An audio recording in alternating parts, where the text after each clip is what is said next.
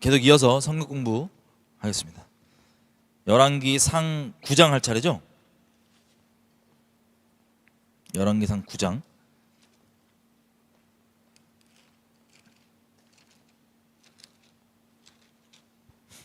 예, 열왕기상 9장.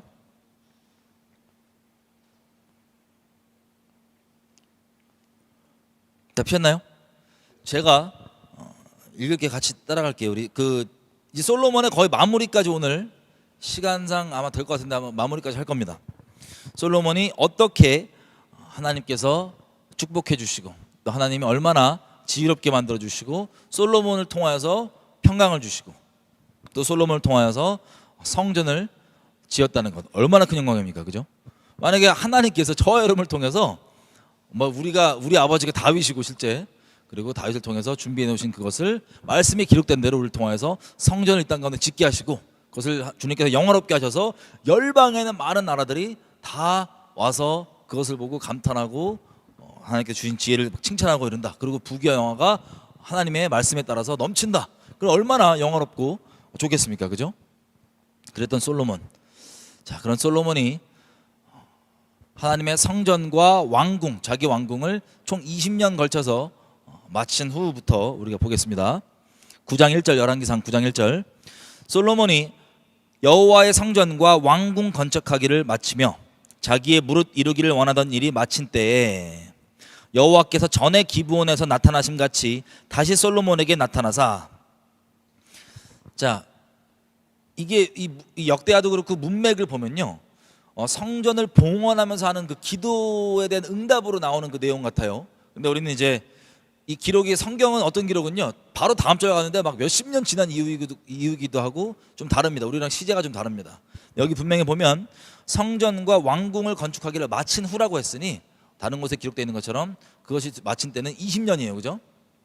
그래서 문맥상으로 보면 바로 성전을 봉헌한 다음에 오는 기도에 대한 응답에 대한 말씀으로 나오는 것 같으나 역대하도 그렇고 여기도 그렇고 왕궁까지 건축한 후라고 써 있습니다. 그래서 저는 어떻게 보면 크게 중요한 것 같진 않지만 저는 이 응답이 13년 후, 그러니까 성전 다 짓고 13년 후에 왕궁이 다 지어지잖아요. 그 이후에 오는 응답으로 저는 그냥 이해합니다. 왜냐면 말씀이 저는 우선이니까. 그렇게 굳이 안 따라하셔도 상관없어요. 어쨌든 이렇게 응답이 오는데 2절에 본 것처럼 뭐라고 돼 있어요? 예전에 기브온에서 나타나심 같이 다시 솔로몬에게 나타나사. 기브온에서 어떻게 나타나신지 기억나세요? 1천번제하고 1천번제 후에 하나님께서 나타나셔서 무엇을 원하느냐? 지혜를 원합니다 그랬을 때 그 나타나심을 얘기하고 그 이후에 이제 나타나신 거예요. 그때처럼. 그래서 3절, 솔로몬에게 이르시되 네가 내 앞에 기도하며 간구함을 내가 들었은즉 내가 너의 건축한 이 성전을 거룩하게 구별하여 나의 이름을 영영히 그곳에 두며 나의 눈과 나의 마음이 항상 거기 있으리니 네가 만일 너의 아비 다윗의 행함같이 마음을 온전히 하고 바르게 하여 내 앞에서 행하며 내가 너에게 명한 대로 온갖 것을 순종하여 나의 법도와 율례를 지키면 내가 너의 아비 다윗에게 화하여 이르기를 이스라엘 위에 오를 사람이 너에게서 끊어지지 아니하리라 한 대로 너희 이스라엘의 왕위를 영원히 견고하게 하려니와 만일 너희나 너희 자손이 아주 돌이켜 나를 쫓지 아니하며 내가 너희 앞에 둔 나의 계명과 법도를 지키지 아니하고 가서 다른 신을 섬겨 그것을 숭배하면 내가 이스라엘을 나의 준 땅에서 끊어버릴 것이요 내 이름을 위하여 내가 거룩하게 구별한 이 성전이라도 내 앞에서 던져버리리니 이스라엘은 모든 민족 가운데 속담거리와 이야기거리가 될 것이며 이 성전이 높을지라도 무릇 그리로 지나가는 자가 놀라며 비웃어 가로되 여호와께서 무슨 까닭으로 이 땅과 이 성전에 이같이 하였는고 하면 대답하기를 저희가 자기 열조를 애굽 땅에서 인도하여 내신 자기 하나님 여호와를 버리고 다른 신에게 부종하여 그를 숭배하여 섬김으로 여호와께서 이 모든 재앙을 저희에게 내리심이라 하리라 하셨더라. 아멘. 다시 말씀드립니다. 여러분, 이게 문맥상 내용과 응답의 내용을 보면 바로 성전을 지은 7년 만에 짓잖아요. 7년 반 만에 짓잖아요. 그 직후에 나온 내용 같으나 여기 기록에 역대하도 그렇고 여기 열왕기상도 1절에 보면 9장 1절에 보면 여호와의 성전과 왕궁 건축하기를 마친 후에라고 되어 있습니다. 그래서 저는 개인적으로 왕궁까지 다 지어진 게 20년 걸리거든요. 성전 7년 반, 13년 왕궁에서 20년 걸리거든요. 그래서 이것이 왕궁 짓고 나서 온 응답으로 보는데 그 전에 온 응답으로 봐도 크게 문제는 없어요. 제 생각엔 아마 크게 문제 없을 수도 있어요. 그러니까 그거를 굳이 막 따지지 마십시오. 그냥 알아서 하시면 됩니다. 근데 다만 이게 말씀 그대로 왕궁이 20년 만에 지어지니까 20년 후에, 그러니까 13년 후에 오는 응답으로 보면 여러분 이렇게 생각하시면 됩니다. 저와 여러분의 기도가 응답이 13일 걸린 게 아니라 솔로몬 입장에선 왕궁 지어진 다음에 이 응답을 본다면, 온 응답으로 본다면 13년 뒤에 온 응답이에요. 그러니까 하나님은 완전한 때를 아시는 분이시오니 그 때에 대해서 당장 안 일어나도 조급해하지 마시고 하나님은 절대 늦지 아니하신 분입니다. 그분의 때를 신뢰하시면 됩니다. 그런데 오늘 우리가 볼 내용은 중점적으로 때가 아니라 내용입니다. 내용. 자, 만약에 여러분들이 이것을 그냥 성전 지은 후라고 온 응답이라 믿으셔도 상관없고요. 이 내용상은 중요한 게 내용이기 때문에 왕궁이 지어진 후 믿으셔도 중요한 건 내용이 뭐냐 이거예요. 언제부터 하나님께서 경고하시기 시작하는지. 물론 그 전에도 당연히 경고가 있었습니다. 아버지 다윗 때도 경고가 있었어요. 너의 아들이 나를 잘 섬기면 다른 신을 따라 섬기지 않고. 왜 그런 얘기를 계속 하시냐? 하나님께서 솔로몬이 어떤 짓을 할지를 아셨기 때문인 것 같아요. 그래서 여기서 왕궁을 지은 후 혹은 성전을 지으라고 믿으신 분들은 그 후에 얼마나 영광스럽습니까? 그죠? 이 영광스러울 때 주님이 뭐라고 얘기하시냐면 주님 마음 안에 계신 우려를 솔로몬에게 나누시는 거예요. 자, 우리가 다 쓰면 아, 저 좋구나 이렇게 생각하고 막 칭찬받고 이런 생각을 기대하고 있을 텐데 하나님은 뭐라고 얘기하시냐면 조심하라고. 왜? 그때 내가 무언가를 주님을 위해서 행했다, 무언가를 이루었다고 생각할 그때가 제일 우리가 조심해야 될 때입니다. 그때 마음을 못 지키면 솔로몬처럼 되는 거예요. 자, 뭐라고 얘기하냐면 5절에 이렇게 있습니다. 자, 성전은 너의 기도대로 내가 그렇게 항상 내 마음을 둘 거지만 너 어떻게 하냐? 내가 너희 다윗의 아비에게 허락해서 이렇게 이스라엘 보좌 위에 오를 사람이 너에게서 끊어지지 않을 거라고 해서 너희 이스라엘의 왕위를 영원히 건국케 한다고 얘기했지만 6절 만일 너희나 너희 자손이 아주 돌이켜 나를 쫓지 아니하며 내가 준 계명을 지키지 않고 가서 다른 신을 섬겨서 그것을 다른 신을 숭배하면 내가 나의 준 땅에서 이스라엘을 끊어버릴 것이고 내 이름을 위하여 거룩하게 구별한 이 성전일지라도 내 앞에서 던져버릴 것이라. 그리고 이스라엘이 모든 민족 가운데 속담거리와 이야기거리가 될 것이라.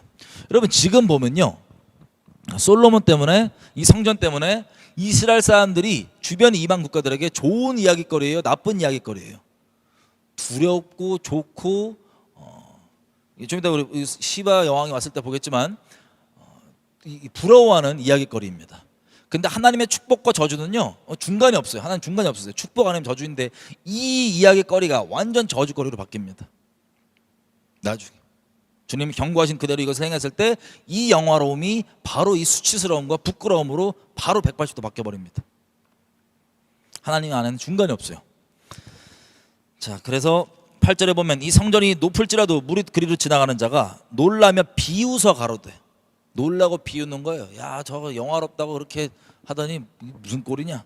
비웃어 가로되 저들이 그렇게 숭배하던, 저렇게 얘기하던 여호와께서 무슨 이유 때문에 이 땅과 이 성전에 이같이 행하셨는가 라고 하면 대답하기를 저들이 자기 조상을 애굽 땅에서 인도하여 내신 자기 하나님 여호와를 버리고, 다른 신이 아니라 자기 신, 자기 민족 신, 그리고 온 땅, 온 열방의 온 우주의 유일하신 참 하나님 이스라엘의 하나님을 버리고 다른 신에게 부종하여 다른 신들을 숭배하여 섬김으로 여호와께서 이 모든 재앙을 저희에게 내리심이라 하리라 하셨더라. 여러분 이 내용이 성경에서 계속해서 반복되면서 등장합니다. 여러분 기억나시긴지 모르겠지만 한번 가보겠습니다. 신명기 29장 22절부터. 여러분 실제 이스라엘 역사, 그리고 실제 인류 역사, 그리고 이 성경 큰 맥에서 무엇이냐, 이게 우리가 지금 읽을 내용이 바로 아주 중요한 교훈이자 본질입니다. 29장 22절 제가 읽겠습니다. 21절부터 읽을까요? 예.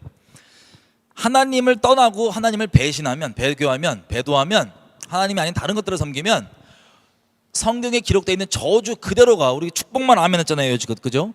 근데 저주 그대로가 쏟아진다고 되어 있습니다. 그래서 21절 여호와께서 곧 이스라엘 모든 지파 중에서 그를 구별하시고 이 율법책에 기록된 언약의 모든 저주대로 그에게 화를 더하시리라. 22절 너희 뒤에 일어나는 너희 자손과 먼 땅에서 오는 손님이 그 땅의 재앙과 여호와께서 그 땅에 유행시키시는 질병을 보며 그 온 땅이 유황이 되며 소금이 되며 또 불에 타서 심지도 못하며 결실함도 없으며 거기 아무 풀도 나지 아니하며 옛적에 여호와께서 진노와 분한으로 회면하신 소돔과 고모라와 아드마와 스보임의 무너짐과 같음을 보고 말할 것이요 열방 사람들도 말하기를 여호와께서 어찌하여 이 땅에 이같이 행하셨느뇨 이같이 크고 열렬하게 노하시면 무슨 뜻이뇨 하고 물으면 자, 이 적과 꿀이 흐르는 땅이 원래부터 이스라엘 사람들이 들어가기 전부터 이 땅은 적과 꿀이 흐르는 땅인데 이스라엘 사람들이 들어가서 하나님께서 솔로몬 때까지 우리가 읽었던 솔로몬 때까지 영화롭게 해주시고 축복을 밀어주셨습니다. 그래서 넘쳐나는 영화로움과 축복이 있던 그 땅이 하나님을 배신하고 하나님이 노하기를 더디하시기 때문에 이 배신을 당장했음에도 불구하고 점점 시간 지나가면서 기회를 주시고 뭘 하시면서 이 몇백 년이 걸리죠. 그때 동안 벌어지는 그 일의 결론이 어떻게 된 거냐? 땅이 유황이 되고 소금이 되고 땅이 불에 타서 심지도 못하고 열매도 나지 않고 이런 엉망진창이 돼버린 황폐해버린 땅이 되는데 그 적과 꿀이 흐르는 땅이 이스라엘 때문에 그렇게 되는데 열방 사람들이 이거 왜 이렇게 됐냐라고 물어보면 25절 답이 있습니다. 그때 사람이 대답하기를 그 무리가 자기의 조상의 하나님 여호와께서 그 조상을 애굽에서 인도하여 내실 때에 더불어 세우신 언약을 버리고 그 언약을 버리고 배교하고 배약하고 가서 자기들이 알지도 못하고 여호와께서 그들에게 주시지도 않은 다른 신들을 섬겨서 그들에게 절한 까닭이라. 그게 이유가 복잡하지가 않아요. 왜 그렇게 되냐? 동방이 예루살렘이었던 예루살렘을 불렸던 북한 땅이 왜 저 지경이 되냐? 복잡하지가 않아요. 이유가 뭐 국제 정세가 어떻게 돌아가고 누가 어쩌고 그거는 그냥 역사 중에 하나, 역사라고 우리가 볼 수 있지만 딱 이유는 하나입니다. 하나님의 언약을 저버리고 다른 신을 숭배했기 때문에 다른 신에게 절했기 때문에 그게 이유예요. 아주 심플한 그게 이유예요. 복잡하지가 않아요. 하나님 섬기는 게 복잡하게 만들 필요도 없어요. 그게 이유예요. 저 솔로몬 때까지만 해도 영화라고 보였던 이스라엘 땅이 왜 그렇게 황폐하고 버려진 땅 1945년도에 이스라엘 사람들이 다시 들어가서 살기 전까지 나라 세우기 전까지 그 직전까지만 해도 오스만 제국 터키 오스만 제국만 해도 어떻습니까? 완전 황폐해서 버린 땅 말 그대로 소금을 땅에 쳐갖고 이 나무 하나 자라지 못하는 그 땅 마크 트웨인 작가가 가서 보고 이게 어떻게 이스라엘 이게 성경에 나온 땅인지 황당해하고 의아해했던 바로 그 땅 왜 그렇게 된 거냐? 그 오랜 기간 동안 하나님이 아닌 다른 신을 섬겼기 때문이에요. 심플합니다. 처음에는 예레미야 때까지 해서 70년 정도만 비어든 채로 돌아오지만 다시 예수님을 하나님 본체이신 예수님이 오셨을 때 예수님을 공식적으로 거절해버리고 자기가 만든 종교짓하고 따랐을 때 어떻게 됩니까? 박살나는 겁니다. 거의 2000년 가까이를. 이유가 복잡하지가 않아요. 그래서 27절 그러므로 여호와께서 이 땅을 향하여 진노하사 이 책에 기록된 모든 저주대로 재앙을 내리시고 여호와께서 또 진노와 분한과 크게 통한하심으로 그들을 이 땅에서 뽑아내사 다른 나라에 던져보내심이 오늘날과 같다 하리라. 여러분 이스라엘 사람들이 예수님 오신 이후에도 완전하게 그 땅이 박살나고 디아스포라로 주권 잃고 온 땅에 흩어져서 디아스포라로 거의 2000년 가까이를 끔찍히 살다가 여러분 역사적으로 그냥 세속적 역사로만 보더라도요 유대인들이 당했던 그 일들은 말로 다 설명할 수 없습니다. 뭐 북한 분들이야 탈북하시고 이런 분들이 어떤 일을 겪는지를 아시는 분들은 축약적으로 이렇게 유대인들이 겪었던 것들을 겪는구나 이렇게 연관해서 생각하실 수 있지만 왜냐하면 이 기간의 축약 정도는 다르지만 같은 이유 때문이거든요. 마지막 홀로코스트까지 왜 그런 일을 겪었냐? 하나님이 택했다고 하는 택한 백성이라고 하는 이스라엘 민족이 왜 홀로코스트까지 같은 그런 끔찍한 일을 겪었냐? 이 이유 때문입니다. 이 기록되어 있는 저주 그대로. 심플해요. 다른 해석 없어요. 이거 인류 역사를 주관하시는 분이 이렇다면 그게 이유인 거예요. 대한민국도 마찬가지고요. 28절 그렇게 뽑아내서 디아스포라를 흩뜬다는 거. 우리가 레위기 26장의 이 저주의 순서대로 봤던 거 봤습니다. 기억나실 거예요. 그렇게 되는데 29절 이런 것들이 왜 반복되고 이런 것들을 볼 때 누가 물어보거든 이게 이유라고 얘기해 주란 말을 왜 하시냐 그 이유가 있습니다. 29절 오묘한 일은 우리 하나님 여호와께 속하였지만 나타난 일은 영구히 우리와 우리 자손에게 속하였나니 이것은 우리로 이 율법의 모든 말씀을 행하게 하려 하심이라. 아멘. 아멘. 이게 목적이에요. 하나님 말씀대로 세상이 돌아간다는 것을 알고 말씀대로 우리가 행하고 말씀 안에 거하도록 주님께서 그 말씀대로 원칙을 따라서 주님 자기 아들 예수님 보내셨을 때도요 예수님이 왜 십자가에 달려서 그런 끔찍하게 죽으셔야 됐냐 말씀대로 따르셨기 때문이에요. 말씀대로. 왜 그런 일을 겪어야 됐냐 이스라엘은 죄 때문에 겪었죠. 죄 없지만 예수님이 왜 그런 일을 겪어야 됐냐 말씀대로 이 세상이 돌아가고 말씀대로 운영되기 때문에 그래서 말씀을 경외하고 말씀 안에 거하고 말씀을 행하는 자로 살 수 있도록. 여러분 그래서 제가 이거 항상 말씀드리지만 이스라엘을 보고 그리고 북한을 보고 지금 대한민국 그 과정 중에 있죠. 이 저주가 점점 쏟아질 거예요. 덤덤 심하게. 그런 과정 가운데 있는 것을 보고도 깨닫지 못한다. 하나님 말씀 안에 거하는 걸 하지 못한다. 지금 우리가 보는 것처럼 뭐 이걸 어떻게든 하나님 말씀을 배신하고 배교했기 때문에 배약했기 때문에 다른 신에게 숭배하고 배교했기 때문에 이런 일이 벌어지고 있는데도 그걸 돌이키지 않는 채로 자꾸 뭐 정치적으로 딴짓만 한다. 아주 재앙에 재앙을 더하시는 겁니다. 불쌍하게도. 그게 유일한 이유예요. 정치 못해서가 아니에요. 거리를 많이 안 튀어나온 게 아니에요. 기도하는 사람 숫자가 적어서가 아니에요. 이스라엘 사람들 전 국민이 다 모여서 기도해도 안 들어주셨다고요. 하나님께서 그것을 돌이키지 않았기 때문에 회개를 그것을 보고도 못 보는 영혼들 끝까지 못 봐요. 불쌍하게 영적으로 눈과 귀가 가려져 있으니까 이게 이유예요. 하지만 이런 것들을 보면서 하나님께 택함 받은 사람이라면 어떤 마음이 들겠어요? 아유 나쁜 놈들 저런 손가락질하는 게 아니라 나는 하나님 말씀을 순결히 따르고 지켜야겠다. 하나님 말씀대로 세상 돌아가는구나. 하나님을 경외하게 되는 겁니다. 아유 이스라엘 백성들 멸망할 때 어떤 생각이었어요? 에이 설마 하나님 우리 치시겠어. 그러다 다 죽었어요. 다 눈앞에서 자식들 들고 돌에 찍히는 그런 끔찍한 이 기록되어 있는 그런 저주도 그대로 다 겪었다고요. 그러면서 그런 준비 안 된 경외함 없는 마음으로 그런 저항들을 겪으려면 무슨 일을 했겠어요? 이스라엘 사람들이 하나님께 돌아와야 되겠다? 소수였습니다. 다들 이따위 하나님을 안 믿겠다고 까버렸던 그 미친 짓의 역사를 또 반복할 거냐고요. 우리가 불쌍하게도 내가 이렇게 열심히 기도했는데 왜 안 들어줘? 안 들어줘요. 당신이 기도를 열심히 안 했기 때문에 그 일이 지금 벌어지고 있는 게 아니라서 하나님 아닌 다른 것들을 숭배하고 이제는 아예 대놓고 그 열심으로 자기 힘으로 하나님께 저주가 지금 임하고 있고 하나님의 심판이 임하고 있는데 그것을 정치적 목적을 다 막아보겠다고 부쩍 끌어들이고 못 끌어들이고 그 미친 짓의 재앙의 재앙과 진노의 진노를 더하자 여러분 지옥 판결을 피할 수가 없습니다. 이제라도 이게 내 얘기구나 생각하시면 돌이키십시오. 늦기 전에 영혼을 건지십시오. 불쌍하게 굴지 말고 제발. 너무 안타까워요. 어쨌든 이게 목적입니다. 그래서 이것들이 성경에 보면은 계속해서 반복이 됩니다. 우리가 성경을 통해서 알아야 될 건 뭐예요? 하나님을 사랑하는 자는 하나님의 뜻을 행한다고 되어 있죠. 말씀을 행한다고 되어 있죠. 하나님을 사랑하는 것과 이것을 하나님 말씀대로 세상 돌아가는구나. 그리고 말씀에 전적인 권위를 두고 말씀만 행하기로 말씀을 경외하는 이것이 다른 말이 아니고 같은 말입니다. 그래서 그것을 우리에게 요구하시는 거예요. 그런 하나님 앞에 소중한 것들을 희생해 가시면서까지 말씀대로 희생이라고 표현하면 그런 거예요. 그들이 번 매이지만 그 원칙대로 때리시면서까지 자기 사랑하는 자들인데 때리시고 벌어지면서까지 어떻게 됩니까?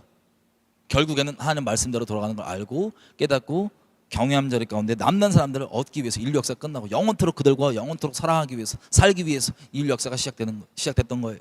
이제 그 끝을 보고 있는 것 같습니다. 인류 역사의 끝을. 다시 열왕기상으로 오겠습니다. 9장 10절. 제가 예전에 읽었던 거죠. 솔로몬이 이 두 집 곧 여호와의 성전과 왕궁을 20년 만에 건축하기를 마치고 그 다음에 11절 갈릴리 땅에 성읍 20개를 도시 20개를 히람에게 주었으니 두로 왕 히람 기억나시죠? 성전 지을 때부터 왕궁 지을 때까지 기술자들과 그리고 백향목과 이런 것들을 막 공급했던 두로 왕 히람 후람이라고도 써 있고요. 같은 이름입니다.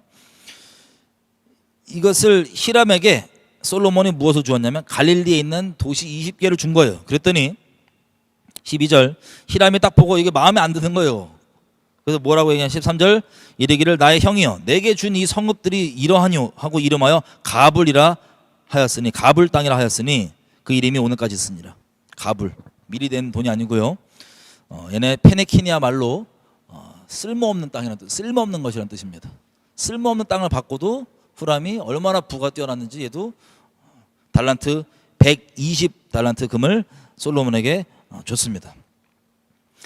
여러분 이 한 가지 일화를 보면요, 역사에 기록되어 있는 일화 뭐라고 써 있냐면 이 히람이 솔로몬 이거는 그냥 세상에서 말하는 기록되는 역사이기 때문에 진짜인지 아닌지 모르겠어요. 그냥 우리 성령만 믿습니다. 하지만 부연적으로 도움이 될 수 있을 것 같아서 얘기를 해보면 이 히람과 솔로몬이 무슨 장난을 쳤었냐면은 서로 수수께끼를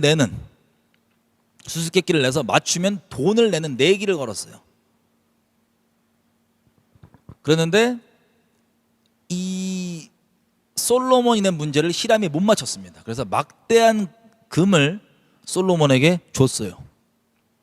그래서 이따가 히람의 백성들 중에 지혜가 뛰어난, 근데 이름이 특이해요. 아브데몬이라고 하는 이 사람이 문제를 하나 만들어서 히람에게 줘서 그 히람이 솔로몬에게 문제를 냈답니다. 그랬는데 솔로몬이 그 문제를 못 맞췄대요. 그래서 그 돈을 다시 돌려받았다 그럽니다. 이거는 성경에 기록되어 있지 않지만 옛날 역사책들에 기록되어 있는 내용입니다. 자, 우리가 나중에 이것이 어떠한 의미가 됐을지를 한번 엿볼 수 있는 게 나올 텐데, 자, 솔로몬은요 뭐에 지금 제일 뛰어나요? 자기 스스로 이방 민족들 다 와서 뭐라 그래요? 지혜가 뛰어나다고 합니다. 그죠? 여기 봤더니 하나님께서 솔로몬에게 경고하시는 내용이 솔로몬의 마음이 우리로 따지면 이 굴곡 있다고 치면은 마음 높음의 정점인 것 같아요. 그래서 하나님께서 두 번째 이렇게 크게 예전 기본 때처럼 크게 나타나셔서 하시는 말씀이 뭐냐면 경고입니다. 경고. 하나님이 경고를 해주시면요 이걸 두렵고 떨림으로 받을 줄 알아야 됩니다. 하나님 경고를 해주신다면. 왜냐하면 나중에 읽겠지만 하나님의 경고를 이렇게 해주셨음에도 불구하고 그것을 받지 않으면 큰일 나요. 나중에 읽어볼게요. 먼저 읽어볼게요. 까먹을까봐. 자, 열왕기상 11장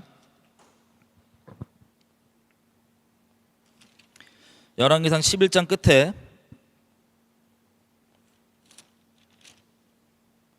9절 11장 9절 보면 솔로몬이 마음을 돌이켜 이스라엘 하나님 여호와를 떠남으로 여호와께서 저에게 진노하시니라.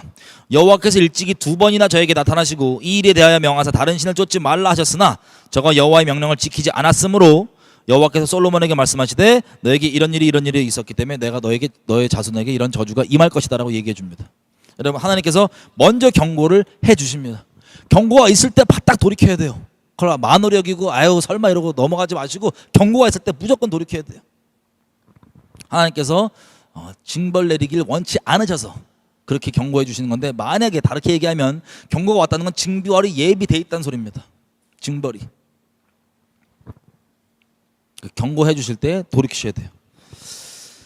어쨌든 이렇게 히람과 특이하게 이런 관계입니다. 히람은 옛날 기록들을 보면 어떤 신들을 섬기냐, 아스다롯 신전을 만들고, 헤라클레스 있죠, 우리 그리스 헤라클레스 신전 만들고 이랬던 뭐 주피터, 제우스죠, 이런 신전들을 만들고 했던 그런 잡다한 우상 숭배자였습니다, 히람이. 그런데 솔로몬과 지금 이런 관계예요. 그리고 나중에 다시 해볼게요. 열왕기상 9장 15절 솔로몬 왕이 노예들, 일꾼들, 역군들을 일으킨 이유는 여호와의 성전과 자기의 궁과 밀로와 예루살렘 성과 하솔과 무깃도와 게셀을 건축하려 하였습니다.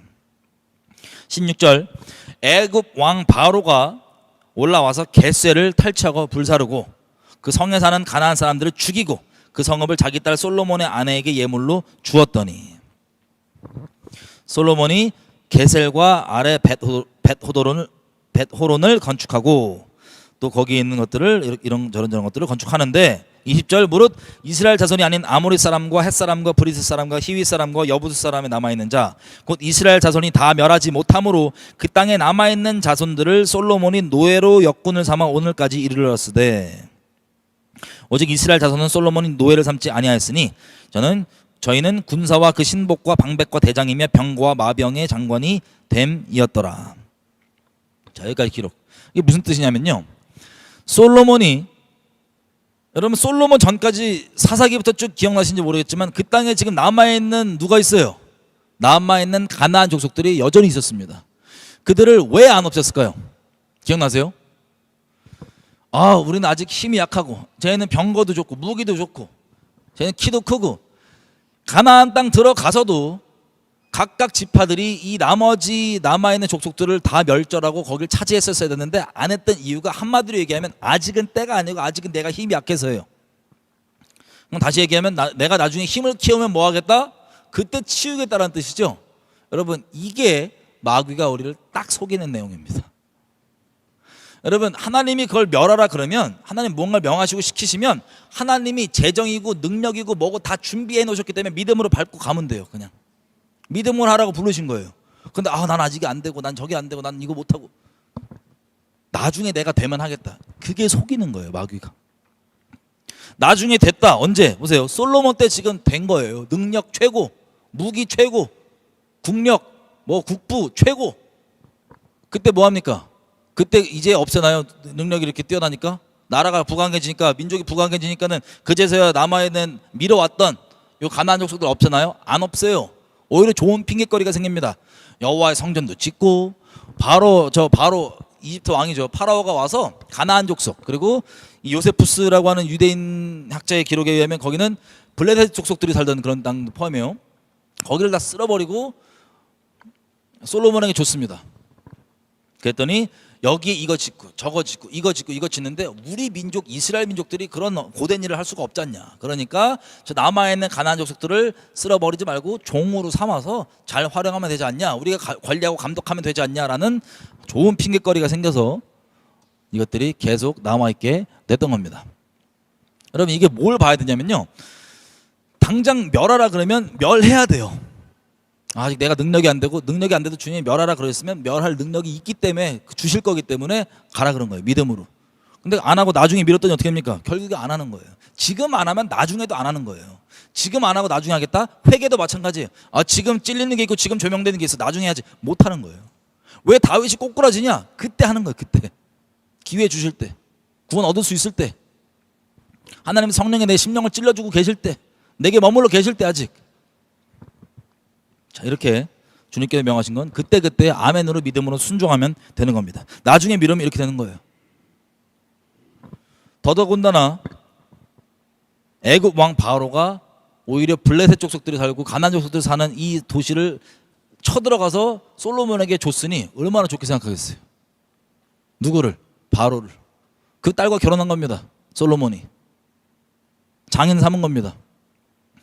계속 읽어보면 열왕기상 9장 23절 24절 이렇게 읽을게요. 바로의 딸이 다윗 성에서부터 올라와 솔로몬이 저를 위하여 건축한 궁에 이를 때에 솔로몬이 밀로를 건축하였더라. 자, 특이한 내용이 나오는데요, 여기 기록 안 되는 내용이 역대하 8장 11절에 나옵니다. 역대하 8장 11절 가보면 이렇게 이 똑같은 내용을 이렇게 기록해요.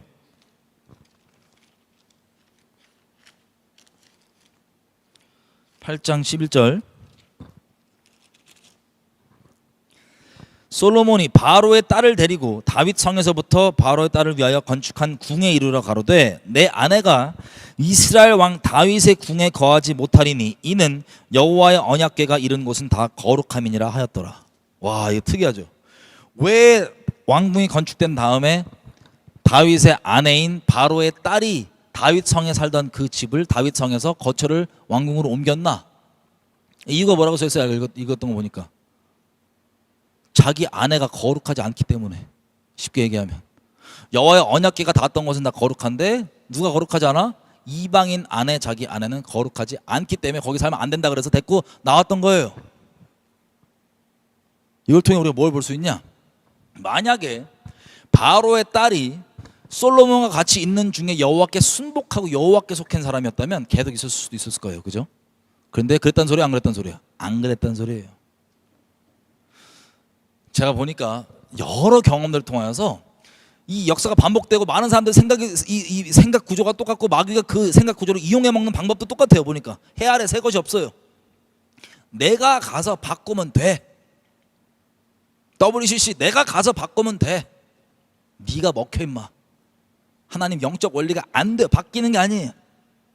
내가 저 남자를, 내가 저 여자를 내가 결혼해서 바꾸면 돼. 안 바뀌어. 그 마귀가 속이는 거예요. 오히려 잡아먹혀요. 내가 가서 관계가 깨지나 있을지라도 하나님의 증인으로 서 있지 않는 이상은 거기 질질 따라가다가 그냥 다 먹히는 거예요. 여러분들은 어떻습니까? 여러분들의 아내, 남편 혹은 여러분들 속해 있는 단체, 여러분들이 속해 있는 그곳 거룩하지 않다. 그걸 알고도 그런 언약관계에 있다.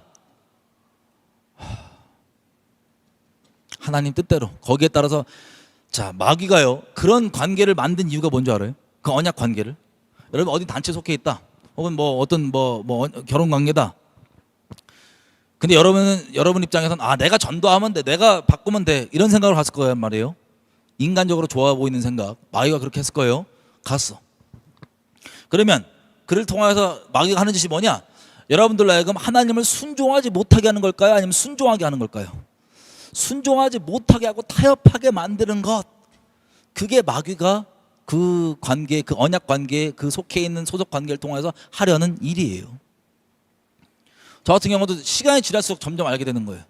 하나님 어느 단체, 어느 교회 가서 어느 단체 같이 사역하자고 막 콜링을 한단 말이에요. 기도해보라 뭐 해보라. 기도해보면 항상 같았어요. 뭐냐? 하나님 속하지 말래요 거기.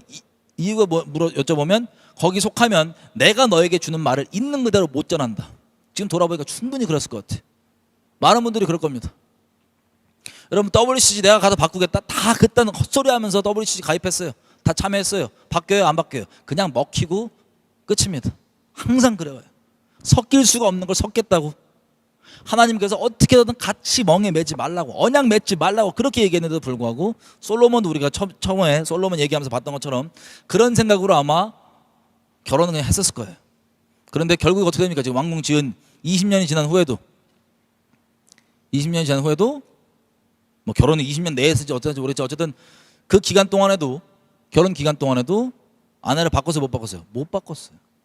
그래서 자기도 알아요. 거룩하지 않은 아내래. 그럼 뭘 숭배하고 있던 소리예요? 기본적으로 다른 신, 태양신 숭배하고 있는 상태겠죠. 여전히. 그래서 다윗성에서 빼는 거예요. 여러분, 여러분은 여러분들의 배우자가 하나님의 뜻을 순종하게 만들도록 도와줘야지, 하나님을 더욱 사랑하도록 도와주는 사람이어야지, 여러분의 배우자가 하나님을 순종하지 못하도록 회방하는 그런 마귀의 통로로 살면 안 됩니다. 아멘이죠 당연히. 근데 그게 목적이에요. 어떻게든 하나님 뜻을 회방하고 못 따르게 만드는 것. 이런저런 말들로 서로가 주님께 갈 수 있도록 돕는 관계, 그게 참된 결혼과 언약 관계 등등의 목적입니다. 어쨌든 특이한 기록이에요. 이미 솔로몬은 알고 있다고요. 자기 아내가 거룩하지 않다는 것. 다른 신을 어떻게든 치고받고 하더라도 이걸 진리의 싸움 있죠. 영적 소속이 다르기 때문에 나오게 되는 그 집안 내에 벌어진다고 하는 예수님이 말씀하셨던 그 영적 칼부림, 실제 말고 영적 칼부림, 검을 들었다고 말씀하셨사오니 그걸 치렀어야 되는데 안 치렀던 것 같아요. 보니까 솔로몬이. 왜? 장인어른이 바로예요. 큰 제국의 왕이야. 그리고 와서 자기가 차지해야 되고 쳐들어야 되는 그 땅까지 대신 쳐들어가서 선물로 막 주는 그런 이해관계 때문에라도 아마 못했을 수도 있을 것 같습니다. 어쨌든 그렇게 해서 솔로몬의 9장은 끝나고요. 10장 한 일화로 스바 왕이 옵니다. 시바가 아니고 영어로 쉐바군요. 쉐바. 죄송해요. 스바 왕이 옵니다. 스바 왕이요, 지금으로 따지면 에티오피아의 원조입니다. 에티오피아 나라 아시죠? 아프리카에 구스, 성경에서는 구스라고 하는 거기 이제 원조인데, 뭐 예멘, 에티오피아 합쳤다고 하는데 어쨌든 그쪽 이제 원조로 왔는데 뭐라고 듣고 왔냐면 솔로몬의 명성이 워낙 주변에 자자하니까 설마 이렇게 하다가 한번 와볼래 온 거예요. 여러분 예전에 그 철학 한창 그 철학이 뛰어나는 거 그리스 이런 사람들 옛날 헬라 철학자들 소크라테스니 뭐니 이런 철학들 그보다 훨씬 전에 누가 먼저 했어요? 다 뭐 때가 뭐 맞물리기도 하지만 솔로몬이 거의 이런 철학과 뛰어남에 대한 원조급이라고 거기에 관심 있던 사람들은 어디로 와야 다 솔로몬한테 왔던 거예요. 진짜 그러냐 하듯이. 그래서 와서 보니까 뭐라고 돼 있냐면 10장 5절에 보면 정신이 나갈 정도로 너무 이 성전 자체 예배 세팅되어 있는 시스템 그리고 제사장들 막 서열 막 준비되어 있는 것들 옷들 솔로몬의 집들 이런 거 보고 정신이 나가버린 거예요. 너무 놀라워서. 그래서 6절 뭐라고 얘기하냐면 그 여왕이 왕께 고하되 내가 내 나라에서 당신의 행위와 당신의 지혜에 대하여 들은 소문이 진실하도다. 내가 그 말들을 믿지 아니하였더니 이제 와서 내가 보니 내가 내게 말한 것들은 절반도 못 되니 당신의 지혜와 복이 나의 들은 소문에 훨씬 넘칩니다. 8절 복되도다. 당신의 사람들이여 복되도다. 당신의 이 신복들이여 항상 당신의 앞에 서서 당신의 지혜를 들음이로다. 당신의 하나님 여호와를 송축할지로다. 여호와께서 당신을 기뻐하사 이스라엘 위에 올리셨고 여호와께서 영영이 이스라엘을 사랑하심으로 당신을 세워 왕을 삼아 공과 의를 행하게 하셨도다 하고 이에 저가 금 120달란트와 심이 많은 향품과 보석을 왕께 드렸으니 스바 여왕이 솔로몬 왕께 드린 것처럼 많은 향품이 다시 오지 아니하였더라. 자, 이렇게 금 120달란트를 아까 히람이 줬던 액수랑 같은 금 액수죠. 그것을 그대로 주면서 주고 솔로몬과 함께 머물다가 13절 솔로몬 왕이 왕의 규례대로 스바 여왕에게 물건을 준 것 외에 또 저 여왕의 소원대로 무릇 구하는 것을 주니 이에 저가 그 신복들로 더불어 본국으로 돌아갔더라. 여러분 이것도 사이드 얘기인데요. 에티오피아의 실제 그 나라 역사를 보면요. 이들은 역사의 출처가 어디냐? 솔로몬입니다. 에티오피아. 여러분 지금 유대인들 중에 보면 흑인들 유대인들이 있어요. 에티오피아에서 온. 에티오피아 나라 자체를 언제 시작했다고 보냐? 이 솔로몬이랑 같이 있다 돌아간 이 스바 여왕의 아들이 악숨이라고 하는 제국, 도시 이름인데 원래 악숨이라는 제국이 에티오피아의 원조 역사 뿌리예요. 그 스바 여왕의 아들이 솔로몬의 아들입니다. 에티오피아 사람들은 그렇게 믿고 그렇게 가르치고 그게 역사예요. 그냥 가르치고 그리고 일반적으로 알려지는 역사예요. 성경 기록 안 돼 있으니까 진짜냐 아니냐 모르겠어요. 근데 그 에티오피아 사람들 그렇게 가르치니까 그렇겠죠 뭐. 그 흑인 유대인들이 그 후예들입니다. 대부분들이. 그래서 같아요. 또 이건 뭐 성경에 기록 안 돼 있는 그냥 역사예요. 역사인데 기록이 조금 다르지만 근본은 똑같습니다. 솔로몬이 이 여왕이 너무 아름다운 걸 보고 꼬시려고 연회를 베풀어서 밥을 엄청 짜게 향신료를 왕창 때려 넣었대요. 다른 기록은 소금을 많이 넣었다고 되어 있습니다. 넣어서 목마르게 만들고 물을 다 못 찾게 만들어서 물을 찾으러 오는 그때 이렇게 해갖고 이렇게 해서 얘기를 만들었다라고 하는 제 얘기가 아니에요. 이게 역사 그냥 그렇게 얘기하는 거예요. 뭐 성경이 아니니까 뭐 그냥. 근데 그렇게 얘기를 해요. 그렇게 얘가 만들어졌대요. 그래요. 그렇게 해서 돌아갔답니다. 솔로몬이 지금 어떻게 됐어요? 여러분 에스겔서 16장 보면요 이렇게 되어 있습니다. 짧게 말씀드리면 비유적으로 하나님 뭐라고 얘기하시냐면 누구도 너를 거들떠보지 않고 네가 태어나서 벌거벗은 채로 피도 안 닦인 채로 애가 막 응애응애 울고서 그냥 태어나자마자 탯줄도 안 잘린 채로 버려진 거예요. 그래서 아무도 안 거들떠보고 그냥 지나가면 죽는 건데 내 눈에 네가 고와 보여서 내가 너를 사랑함으로 너를 건져서 닦아주고 키워주고 입혀주고 이 여자예요. 이 애기가. 그래서 고운 옷을 입혀주고 장신구 해주고 다 했는데 그랬던 걔가 뭐랍니까? 그 입혀준 영화로움을 인하여서 이 표현이 죄송해요. 거기 써 있는 대로요. 지나가는 아무에게 다리 벌리고 행음함으로 끔찍하게. 그게 네가 나를 버린 이스라엘 네가 이와 같다라고 울면서 통곡하시면서 애통해하시면서 얘기하시는 그 내용. 이게 이스라엘에게 얘기하신 것이지만 지금 보면 솔로몬에게 적용이 됩니까 안 됩니까? 하나님이 주신 영화로움과 이런 것들을 가지고 솔로몬이 본격적으로 자기를 위한 다른 것들로 자기 영적 음행과 악한 것들로 바꿔먹기 시작한 것들을 하나씩 우리가 보고 있습니다. 볼 수 있습니다. 그래서 10장 14절 솔로몬의 세입금, 자 주변에 뭐 곡물 뭐 조공 바치는 거 다 포함해서 들어오는 세입금이 무게가 666금 달란트예요. 666 사람의 숫자, 그 금 달란트예요. 세금으로 들어오는 금의 그 양. 그렇게 해서 21절 보면은 그때 우리 봤던 것처럼 솔로몬 시대에 은이 귀하지도 않아요. 워낙 흔해갖고. 22절 왕이 바다에 다시스 배들을 두어서 히람의 배와 함께 가서 3년에 한 번씩 금과 은과 상아와 잔나비 공작 뭐 원숭이 이런 거 다 실어왔다는 거예요. 23절 거기다가 솔로몬 왕의 재산과 지혜가 천하 열 왕보다 큰지라. 27절 왕이 예루살렘에서 은을 돌같이 흔하게 하고 백항목을 평지의 뽕나무같이 많게 하였더라. 이런 식으로 솔로몬의 영화로움, 솔로몬에게 주신 영화로움의 절정을 우리가 지금 확인해 보고 있는 겁니다. 11장 솔로몬의 이제 마지막 내용인데요.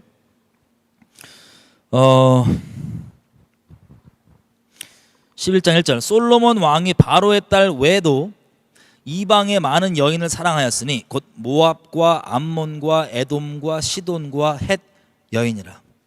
여호와께서 일찍이 이 여러 국민에게 대하여 이스라엘 자손에게 말씀하시기를 너희는 저희와 서로 통하지 말며 저희도 너희와 서로 통하게 하지 말라.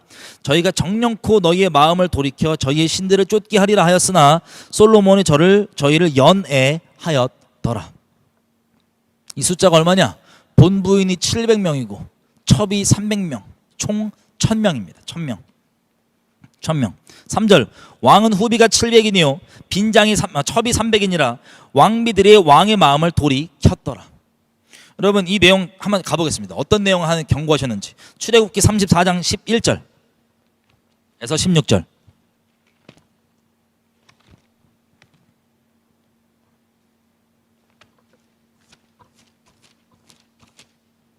출애굽기 34장 11절에서 16절 보면 여러분 이 우리가 읽을 출애굽기에만 써 있는 게 아니라 성경에서 가나안 땅 들어가기 전에 곳곳에 이와 비슷한 이와 똑같은 내용의 말씀들을 주님께서 계속해서 이스라엘에게 경고하십니다. 제발 그러지 말라고. 뭐냐? 11절 너는 내가 오늘 너에게 명하는 것을 삼가 지켜서 조심히 지켜서 봐라.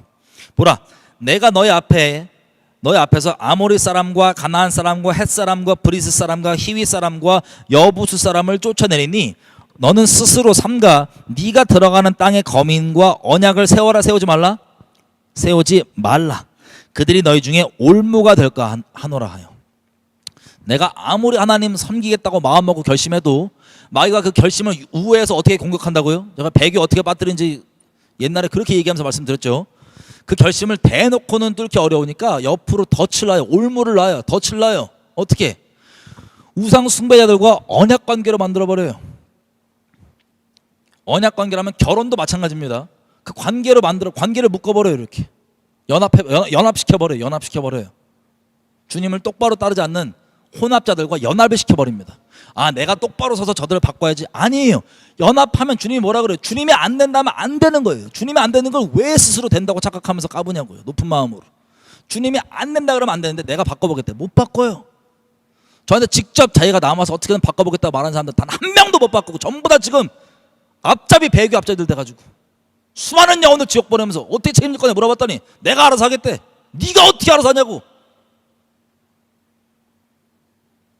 그러면서 거룩한 척 착한 척 연합 부흥 무슨 부흥? 숫자 다 모이면 부흥인 줄 알아요? 지옥 보내는 짓거리를.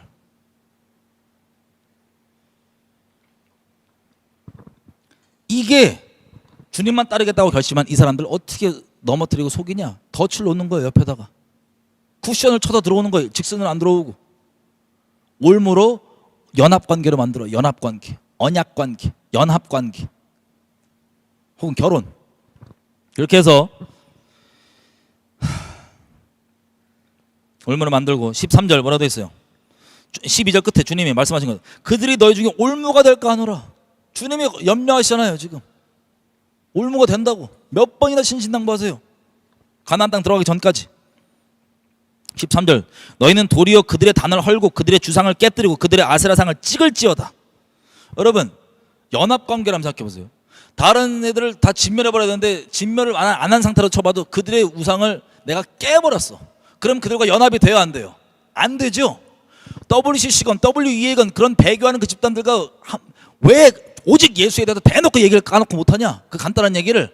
관계가 그것 때문에 깨지는 건데 그 관계 유지하겠다고 이거를 타협하는 이게 옮은 거예요. 연합에 뭐가 중요한데? 그 어거지 가짜 연합 지옥의 대배교 전 세계 마지막 때 벌어진다고 써있는 그 대배교 그 연합 그 혼합 단호하게 그런 종교다운 중에 다른 것들은 단호하게 목소리를 내면 깨지게 돼 있다고요. 무조건. 오직 예수가 그거 못하면서 사적으로는 오직 예수를 네가 가르친다고 강의한다고 설교한다고 무슨 상관이야. 대놓고 그 사람들에게 그런 얘기도 못하면서 연합해서 끌려가고 혼합되면서 수많은 영혼들 그렇게 지옥 자식으로 만들어 놓고.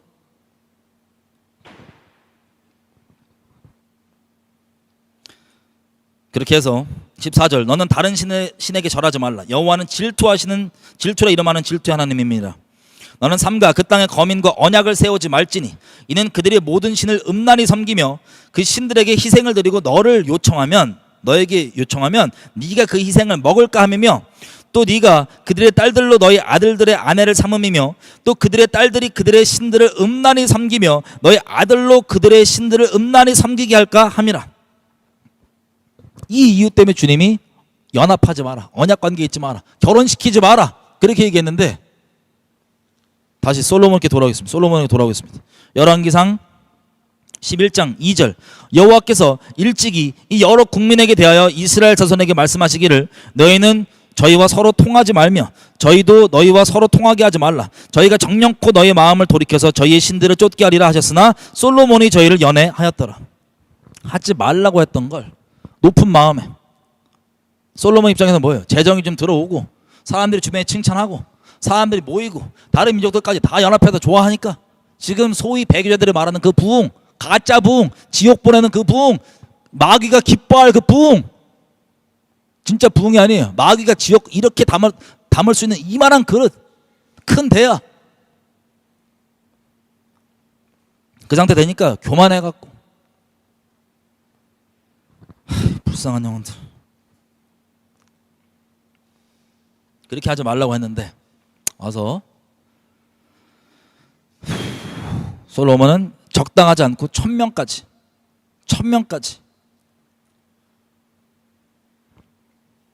그래서 하나님은 우려하신 그대로 그 여자들이 솔로몬의 마음을 돌이킨 거예요. 솔로몬의 마음을. 4절 돌이키는 지경이 처음부터 점점 갑니다. 솔로몬의 나이 많을 때 왕비들이 그 마음을 돌이켜 다른 신들을 쫓게 하였으므로 왕의 마음이 그 붙인 다윗의 마음과 같이 아니하여 그 하나님 여호와 앞에 온전치 못하였으니. 자, 솔로몬이 누구를 쫓는데요? 이제 솔로몬이 누구를 쫓는데요? 다른 신들을 숭배한대요. 처음부터 당장 마음으로는 그랬겠지만 처음부터 당장 경배하는 모양이 있었을까요? 아니에요. 마음으로 그렇게 올무에 걸려있고 연합관계에 있고 점점 이게 어떻게 되면 나오는 거예요. 대놓고 합리화 부끄러운 줄 몰라요. 여러분 배교자들은요 처음에 양심이 찔려있다가 스스로 인본주의의 거짓말로 자기 양심 찔림에 하나님의 그 말씀을 대체해버려요. 그 다음부터 어떻게 되냐, 잘 보십시오. 그 열매를 대놓고 점점 그 열매가 나오게 돼 있습니다. 대놓고 점진적으로. 솔로몬도 처음부터 다른 신을 대놓고 곁으로 숭배했던 게 아니에요. 마음으로. 아까 우리 바로의 딸 될 때 어떨 거지 우리 추리를 해봤죠. 나와 있는 것처럼 내가 바꿀 수 있다고 생각했을 거예요. 까부는 그 마음. 그러면서 합리화한 거죠. 상황이 이러니까, 뭐가 이러니까, 내 왕국 유지해야 되니까, 내 사역 유지해야 되니까. 미친 소리. 그 지옥 보낼 사역을 왜 유지해야 되냐고. 사역을 애시당초 처음에 왜 시작했냐고. 왜?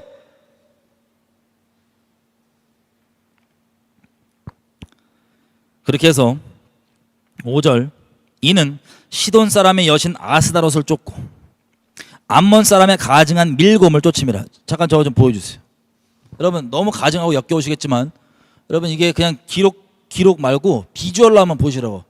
하나님의 성전을 짓고 하나님께 영화롭게 만들고 하나님께 평화를 주고 그렇게 했던 그 솔로몬이 무엇을 했냐? 이 가증한 신들. 여러분 저 금신상 지금 보이세요? 금신상. 저거 실제 저 금신상이에요. 몰렉. 그 다음 보면 여신 있죠. 아스타로트. 가증한 거 막. 여러분 이런 것들을 솔로몬이 실제 경배하고 숭배했다고 여러분 믿기세요? 기록돼 있죠? 한 겁니다. 이런 거 몇 개가 아니라 수두룩하게. 그래서 6절 솔로몬이 여호와의 눈앞에서 악을 행하여 그 부친 다윗이 여호와를 온전히 쫓음같이 쫓지 아니하고 7절 모압에 가증한 그못을 위하여 예루살렘 앞 산에 산당을 지었고 또한 암몬 자손의 가증한 몰록을 위하여 그와 같이 하였으며 저가 또 이방 족속 왕비들을 위하여 다 그와 같이 한지라 저희가 자기의 신들에게 분향하며 제사하였더라.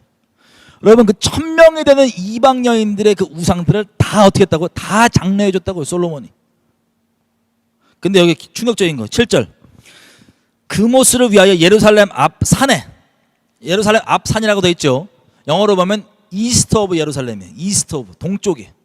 여러분 예루살렘 동쪽에 무슨 산인 줄 아세요? 감람산입니다. 감람산이 어떤 산이었나요? 왜 다윗과 같이 이렇게 붙여서 얘기를 하냐? 사무엘하 15장 32절 피지 마세요. 말씀드릴게요. 그쪽 부분 가보면 다윗이 압살롬에 쫓겨가면서 어디로 갑니까? 도망 막 가는 게 아니라 예루살렘에 나와서 감람산으로 가서 거기에 터에서 자기가 원래 하나님을 경배하던 그 터에서 경배를 해요. 다윗이 그 쫓겨나가는 생사 알 수 없는 그 지경에서도 그랬던 다윗입니다. 하나님의 사람. 비록 범죄하였으나 그 자기 아버지 다윗이 하나님을 섬기던 그 터가 있는 곳, 그 여호와께 올려지는 그 산당에 있는 곳을 그 아들 솔로몬이 어떻게 만든다고요? 11장 7절 다시 한번 보면 그 가증한 그못을 위하여 예루살렘 앞에 뭘 만들었다? 산당을 지었다. 그못뿐만 아니라 자기 왕비들의 신들을 위해서 다 그와 같이 하였대요. 솔로몬은 뭘 만든 사람입니까? 하나님의 위대하고 영화로운 성전을 만든 사람인데 그 동일한 사람이 뭘 만들었다고요 이제? 저 가증한 우상 성전을 만들어요. 똑같이. 아니, 사이즈가 똑같다는 게 아니라 하나님께 만들었던 그 사람이, 이 똑같은 사람이 우상 성전을 만들어요. 산당을.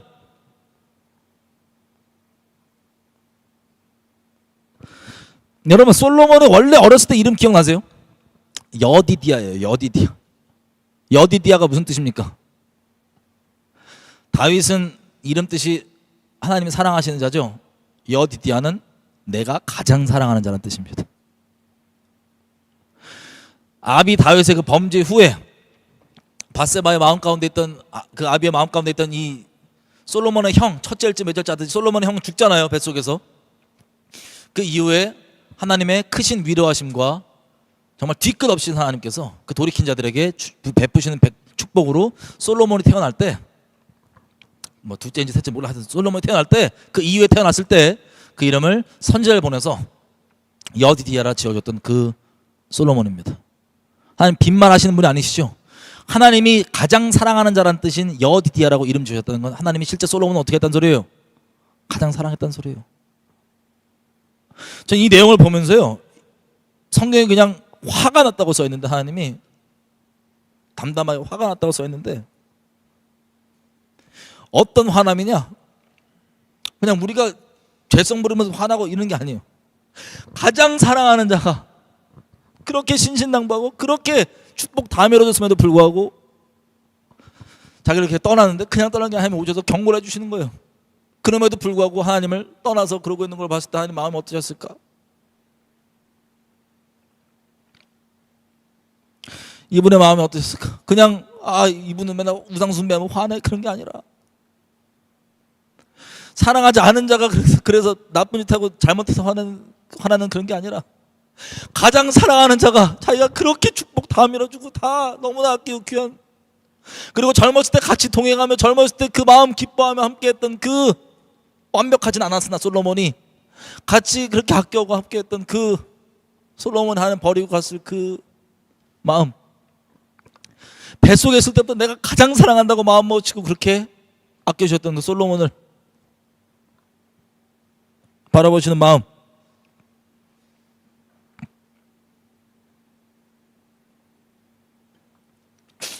9절에 보면요, 솔로몬이 마음을 돌이켜 이스라엘 하나님 여호와를 떠남으로 여호와께서 저에게 진노하시니라.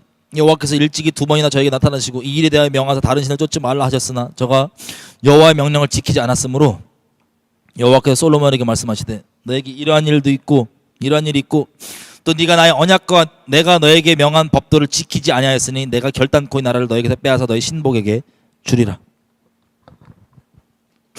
단순히 아까 우리 얘기했던 것처럼 하나님의 말씀을 어기면 안 되니까 이런 차원이 아니라 어떤 마음으로 하나님께서 우리를 아끼시고 사랑하시는데, 여러분 사람의 모든 죄가 그렇습니다.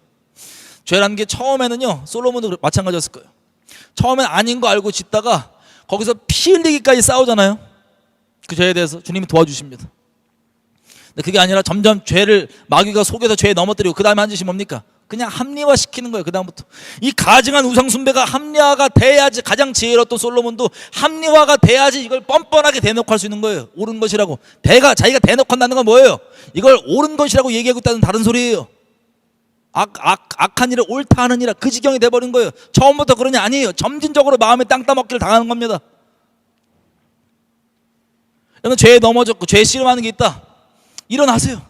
주님께 나아가세요. 피 흘리기까지 싸우세요. 인생의 습관까지 다 뒤집어 바꾸셔라도 싸우세요.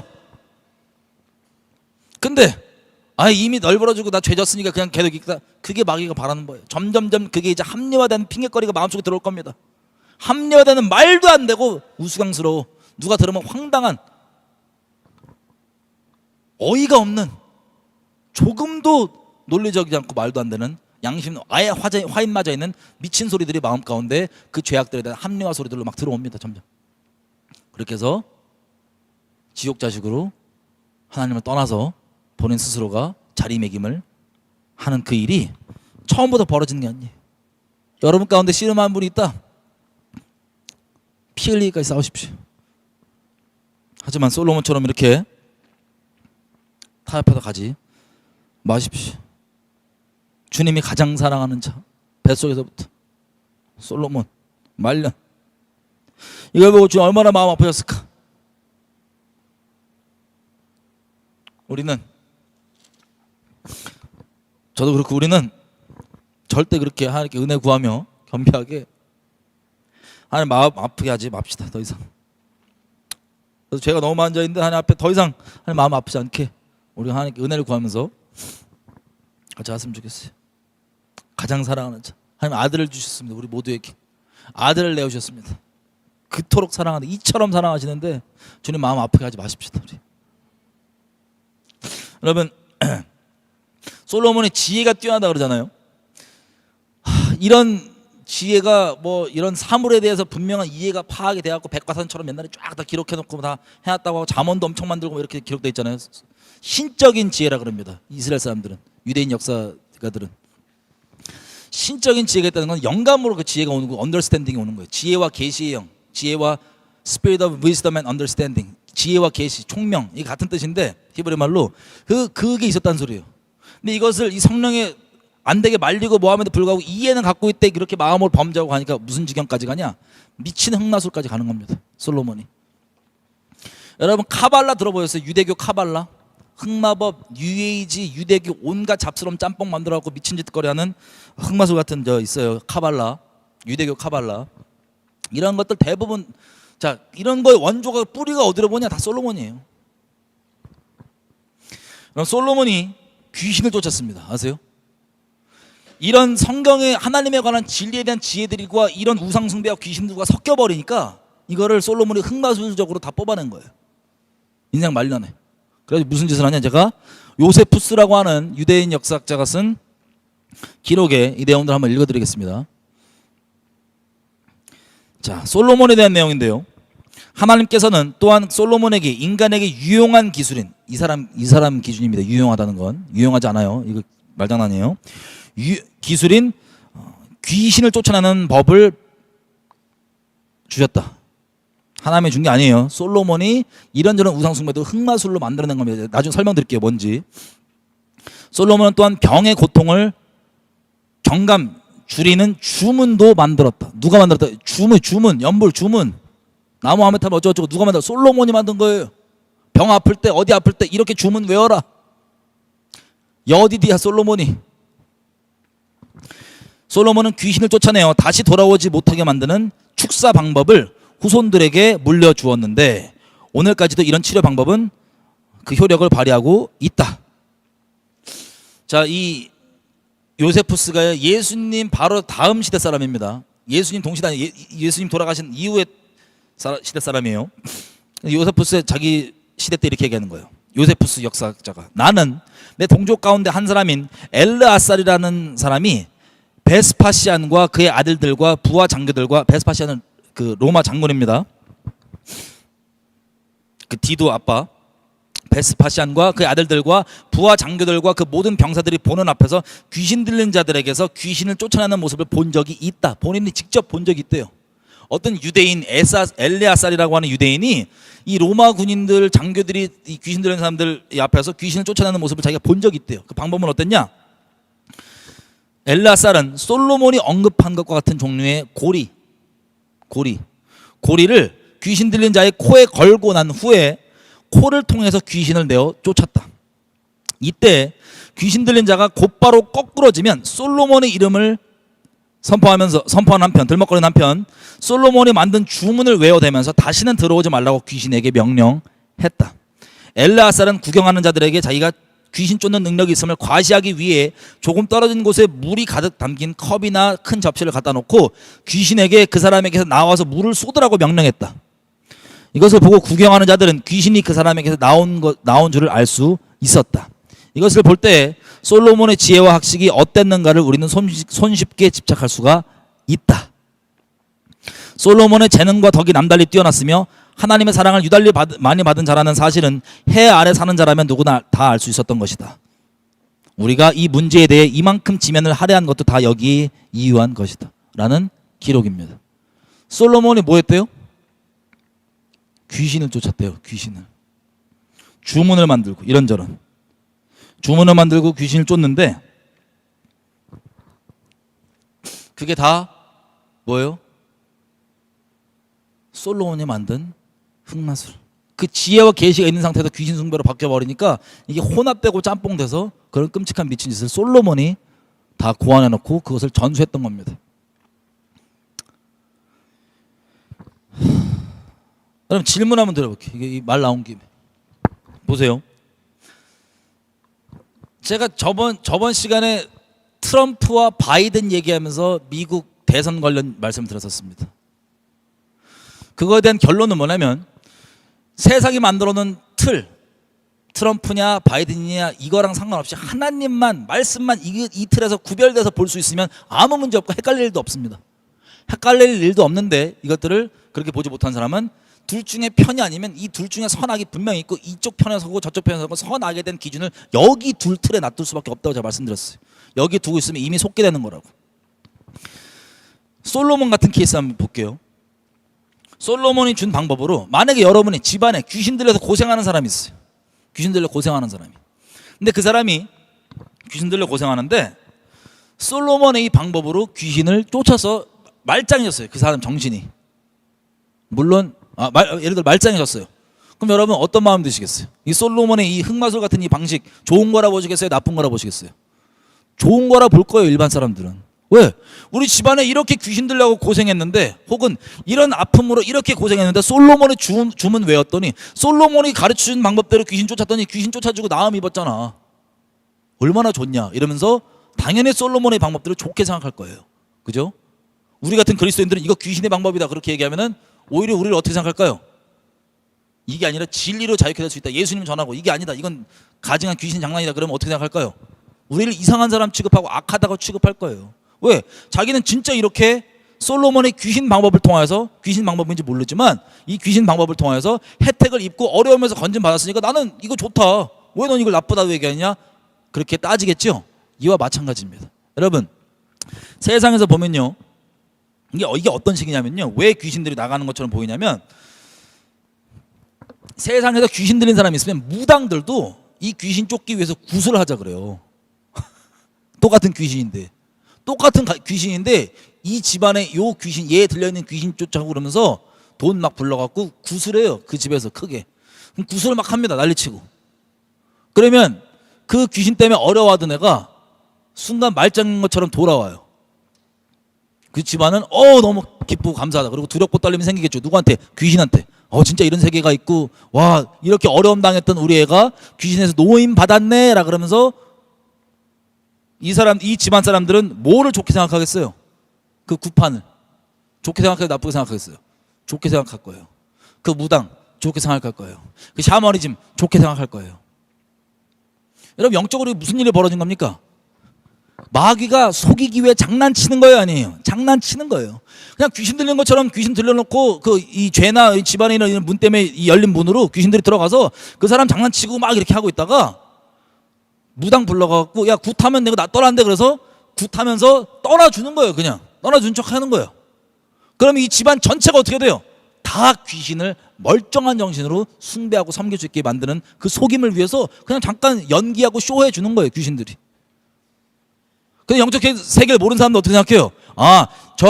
우리 애한테 들려있던 이 귀신은 나쁜 거, 근데 그걸 쫓아주는 굿은 좋은 거. 이 프레임 갇히면 끝이라고요. 그냥 그렇게 속여와요. 여러분, 다른 종교들 있죠. 남묘호란 개교, 간증들 다 있어요. 간증으로 전도해요. 병 나은 거, 이제 저희 할머니만 해도요. 저희 외할머니는 극심한 열심으로 귀신 숭배하셨던 분입니다. 아예 집에 방 하나가 재단이에요. 그냥 신들 쫙 갖다 놓고 24시간 기도의 집이 쉬운 말이에요. 그냥 24시간 계속 연불 돌아가고 향 꺼지지 않고 펴 있어요. 내날 저 어렸을 때 거기서 놀았다고 말씀드렸죠. 근데 왜 그렇게 열심을 다해 섬기게 된 줄 아세요? 귀신을? 우리 할머니가?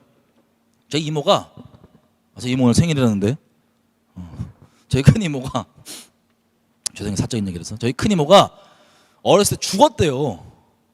제가 그때 안 있어봤고 모르겠어요. 동네 사람들 다 죽었다고 끝났다고 그냥 포기하라 그러는데, 저 할머니가 이 이모를 데리고 막 돌아다니면서 무당들 찾아다니고 해갖고 어떻게 했는지 어떤 무당이 또 이렇게 살렸대.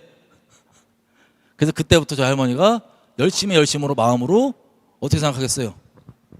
온 마음 다 들여서, 인생 다 들여서 그 무당, 샤머니즘, 우상 숭배를 그렇게 열심을 들여 한 겁니다. 왜? 내 자식 살려줬잖아. 내 자식 살려줬는데 우리 같은 사람이 가갖고, 자, 둘 다 귀신 장난이 아니에요. 똑같은 귀신 쇼예요.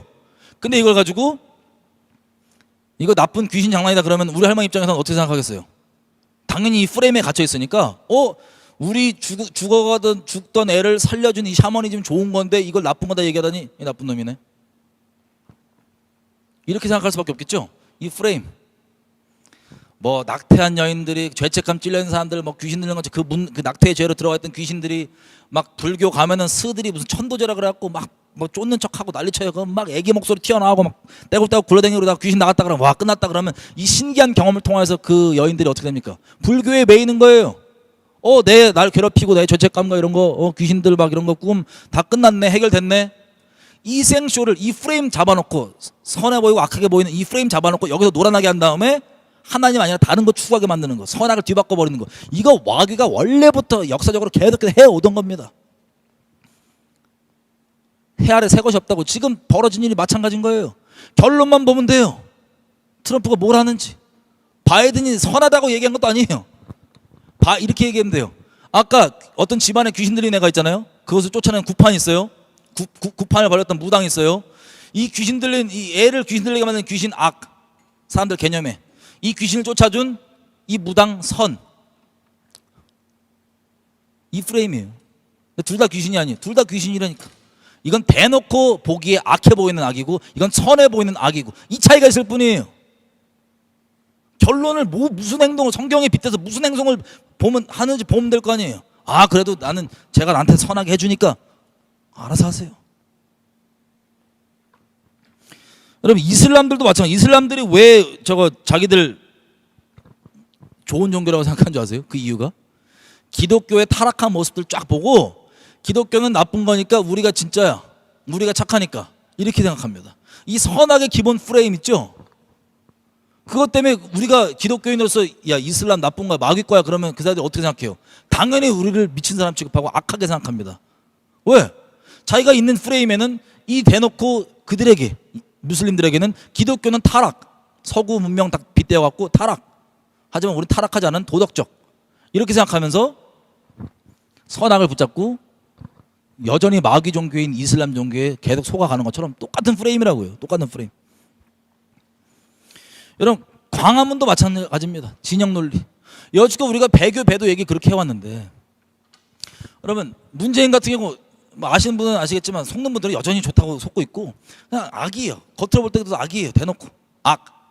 근데 그것을 대적한다고 다 진영 논리로 빠져갖고 모여갖고 이걸 대적하기 위해서 우리는 부처도 만세, 뭐 하나님도 도움 필요하고 부처도 도움도 필요하고 이런 미친 소리들 아멘하게 만드는, 그러니까 두 양쪽 다 문재인 쪽이건 문재인 지지하는 쪽이건 문재인을 반대한다고 광화문에 모이는 쪽이건 둘 다 결론을 어디로 끌고 가요? 종교 통합이에요. 하나님 아닌 다른 것도 숭배하게 만드는 거예요. 근데 이걸 문재인은 대놓고 악이니까 저걸 대적하는 우리는 선해. 왜 우리를 도와주지 않고 욕하냐? 그런 미친 이 진영 논리에 빠지지가 않는 이 챗밖에 계속 돌아가요. 결론이 뭐라고요? 결론이 결국 귀신 따르게 만드는 거예요. 계속해서. 아까 얘기했던 귀신 쫓고 무당 같은 한패인 것처럼 그냥 연기 쇼만 하는 것처럼 귀신들이 더 깊게 묶이게 하기 위해서. 트럼프 바이든도 마찬가지라고요. 바이든 대놓고 아주 가증해 보이는 어둠의 짓들을 대놓고 하고 정보 다 부러졌잖아요. 지금 전 세계에 애를 뭐 잡아먹는 어쩌고저쩌고 난리치고, 그게 악하지 않고 부인하 뭐 그게 사실을 주님은 정확히 아시겠지만 그런 것들이 악하지 않다는 게 아니에요. 대놓고 악인과 그것들 대적해 보이는 이 프레임이 있다니까요. 지금 이 프레임을 통해 결국엔 뭐가 되냐? 결국의 결론은 뭐예요? 종교 통합과 재단 성전과 평화, 전 세계 이 공의를 누그러뜨린 평화, 이 길로 가는 이것, 그거 주의라고 말씀드리는 건데 어차피 못 알아듣을 분들은 못 알아들 겁니다. 진영 논리에 갇혀있는 사람들은요. 그럼 진영 논리가 뭐예요? 내 편, 네 편. 선악의 기준이 왜 이 진영 논리 프레임에 갇혀있냐고, 프레임이라고 틀이라고 얘기했냐면 좌우 한번 보십시오. 도덕 기준 아무것도 없어요. 그냥 똑같은 일을 해도 상대편이면 죽일 놈, 내 편은 감싸주기. 이 진영 논리가 어디에 있냐? 교회 안에도 똑같이 있는 거예요. 세상 정치에 빠져갖고 교회 안에도 똑같이. 광화문이 딱 대표적인 케이스예요. 좌파 기독교인들이 김일성 동상 절하고 선교 위해서 뭐 한다고 이렇게 얘기할 때는 악하다고 손가락질하다가 자기는 보수 우파 기독교인인데 저 문재인을 대적하기 위해서, 문재인 봐라 얼마나 악한 짓 하냐, 공산주의 만드냐, 공산주의 마귀인데 대적하기 위해서 우리 모여갖고 부처도 아멘이고 부처 만세도 아멘이고 부처님 힘도 필요하고 하나님의 힘도 필요하고, 이 뭐가 문제냐? 좌파 기독교인이 그런 발언 했어봐요. 난리가 났지. 진영 논리에 빠져가지고 불쌍한 영혼들 이미 눈 멀어가지고. 나오실 분들은 나오십시오. 이제라도 제발. 그리고 김대중 대통령, 제가 그 신앙 고백을 얘기했잖아요. 대한민국, 하나님과 언약 맺은 대한민국을 이렇게 망가뜨린 큰 기둥을 세웠던 사람 중 한 명이 김대중 대통령입니다. 6.15 선언. 제가 예전부터 했던 강의를 들어보시면 알겠지만 6.15 선언은요, 그 적그리스도가 맺는 그런 가짜 가증한 평화협정과 마찬가지예요. 공의를 어그러뜨리고, 저 적그리스도 북한 정권과 그 공의를 어그러뜨리고 함께 연합체로 가는 그 연합, 가증한 연합, 우리를 죽이게 만드는 그 연합, 성령이 그렇게 하지 말라고 하는, 그게 6.15 선언이에요. 김대중 대통령이 하고 왔던. 그런 대한민국을 망가뜨리고 박살내는 견고한 진을 만든 장본인임에도 불구하고 신앙 고백 어떻게 한다고요? 그렇게 한다고요. 그래서 트럼프가 누구 신앙 고백을 어떻게 하든 간에 트럼프보다 더 강력한 신앙 고백인데, 김대중 대통령의 고백이 신앙 고백 그 자체가 중요하지 않다는 거예요. 무슨 짓을 하고 무슨 행동을 하냐, 성경적으로 그걸 볼 수 있어야 했다는 소리예요.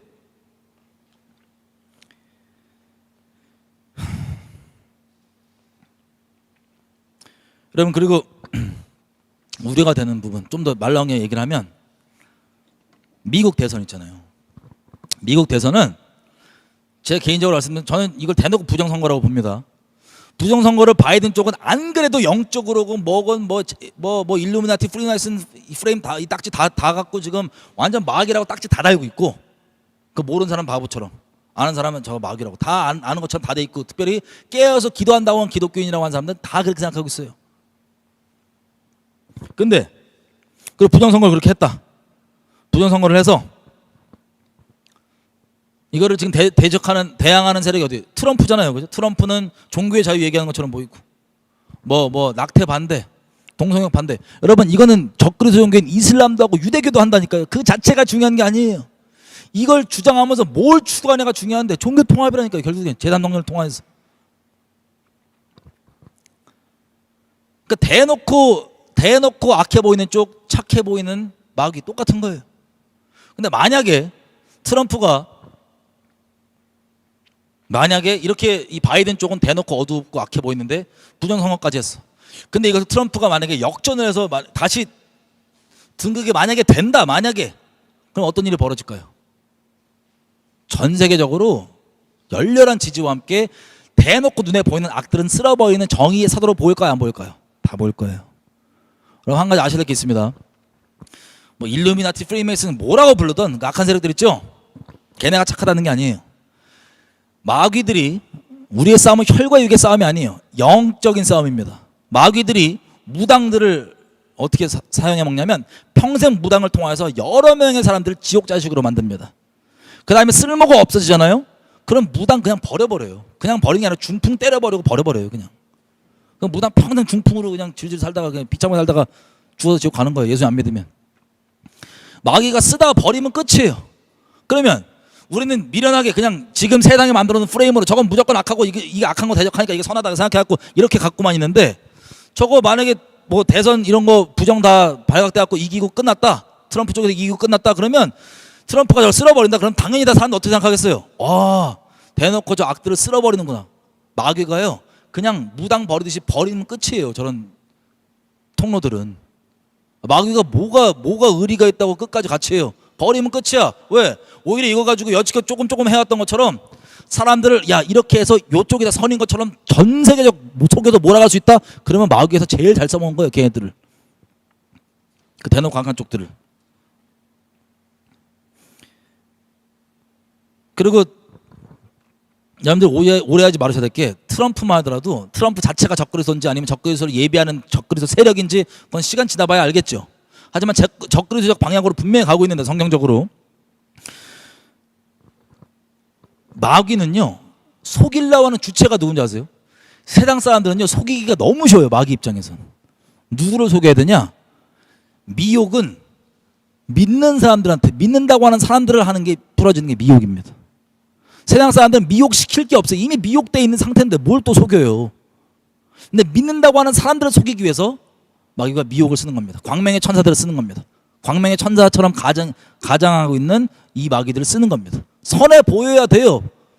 그리스도인들한테는 적그리스도가 당연히.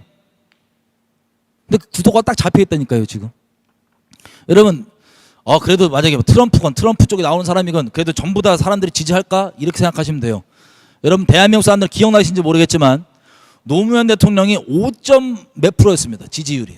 아주 어디 돌아다닐 때마다 욕이란 욕은 다 해요. 좌우고 상관없어. 전 국민이 다 욕했어요. 슬프게도. 전 욕 안 했습니다. 전 국민이 다 욕했어요.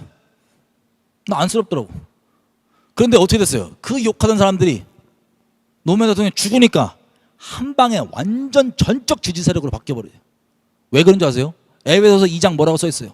이 세상 사람들은요 다 귀신 들려있고 귀신 따라 사는 사람들이에요. 예수님 믿기 전까지, 정말 예수님 믿기 전까지 공중의 권세 잡은 자를 따랐으니. 그래서 믿는 사람들을 속이기 위한 용어로 적그리스도 당연히 그렇게 활용해야 되는 거예요. 마귀가 선해 보이는 이 이미 쪽으로 계속 넣어야 돼요.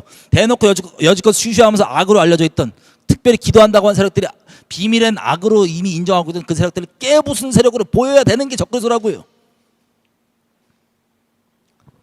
그 이미지만 제대로 먹혔다. 그럼 어떻게 돼요? 그래서 기도한다고 하는 뭐 까부는 기독교인들만 이미 대다수를 속여놨다. 그럼 나머지 트럼프 반대하는 사람들, 노무현 대통령 하루아침에 그렇게 귀신들이 한 방에 욕하던 사람들을 전렬한 지지를 바꾸듯이 할 수 있어요, 없어요? 당연히 할 수 있습니다. 당연히 할 수 있어요. 믿는 사람들이 주요 미혹 타겟이라고요.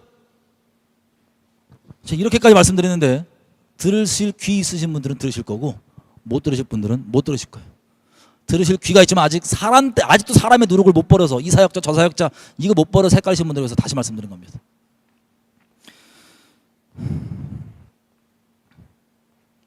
여러분 그래서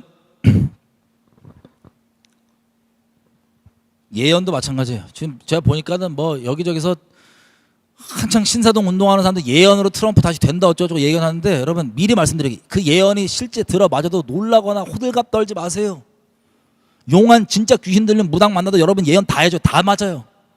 앞일이 아니더라도 여지껏 있던 다 얘기해줘요. 그럼 호들갑 떨 거예요. 귀신인데. 여러분 그 세력들이 그 신사도 세력들 중에는 교황이 가망성이 없는데 가능성이 없는데 지금 교황이 될 거라고 미리 예언한 사람도 있고요. 그 예언이 맞으면 무조건 그 하나님의 뜻이에요. 하나님 주신 예언이에요. 호들갑 떨 거예요. 또 무슨 하여튼 많아요. 너무 많아서 이름 거론하기도 어려워. 찰리 샴프라고 아세요? 옛날에 문재인 대통령 되기 전에 이틀 전인가 갑자기 예언 하나님 주셨다 그러면서 달이 뜰 거고 문재인이 대통령이 될 건데 이가 대한민국에 여지껏 묵혀왔던 공의들을 완전하게 다 이룰 거고 막 부정들을 부패 타파할 거고 공의를 이룰 거다 그 난리를 쳐서 신사도 인간 따르는 사람들은 다 그 사역자 보고 문재인이 하나님 뜻이라고 그렇게 다 휩쓸려 갔어요. 근데 지금 보십시오. 무슨 공의를 깨 무슨 공의를 이뤄 공의를 어그러뜨리지 세상 사람들도 알아요 이제는. 근데 그 예언에 대해 하고 있는 그런 사람들이 동일하게 지금도 트럼프가 되네 어쩌고 난리 나는 거예요. 예언이 맞다고 호들갑 떨지 마세요. 여러분 신명기 뭐라고 써 있습니까? 하나님이 어떤 애를 불러갖고 선지자 불러갖고 얘를 기적을 행하게 하고 표적과 기적 행하게 하고 막 예언 맞게 하는데 얘가 너를 보고 다른 신을 섬기자고 한다. 그럼 너 걔 따를 거냐? 하나님이 너의 마음을 시험하려고 걔를 보낸 거다라고 얘기하잖아요. 걔는 그 거짓 선지자는 그대로 심판받고 지옥 갈 거지만 그렇다면 너를 시험한다고 얘기하잖아요. 지금이 그 시대 때라고요. 그때라고요. 지금 모두가 시험받는.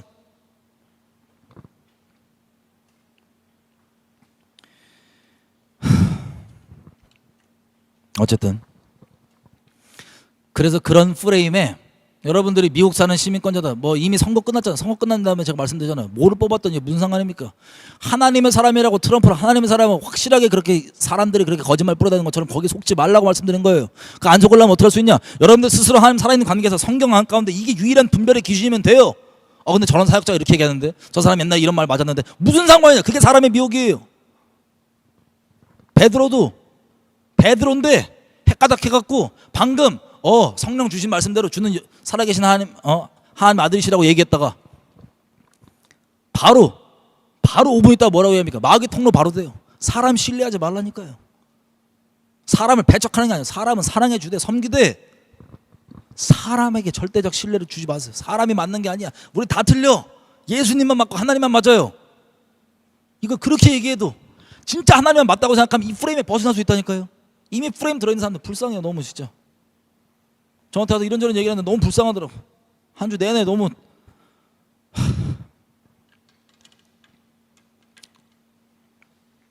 여러분 솔로몬의 우상 숭배까지 이렇게 정리를 오늘 하겠습니다. 솔로몬 우상 숭배까지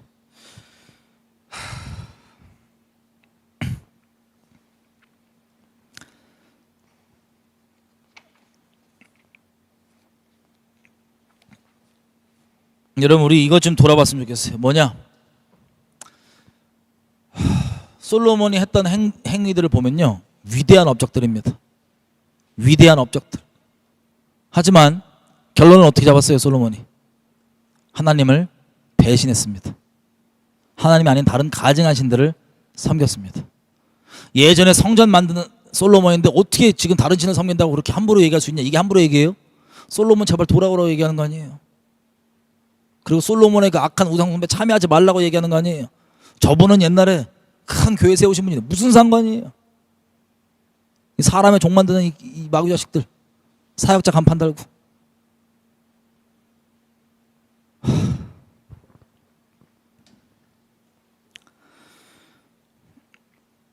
여러분 솔로몬뿐만 우리도 마찬가지입니다.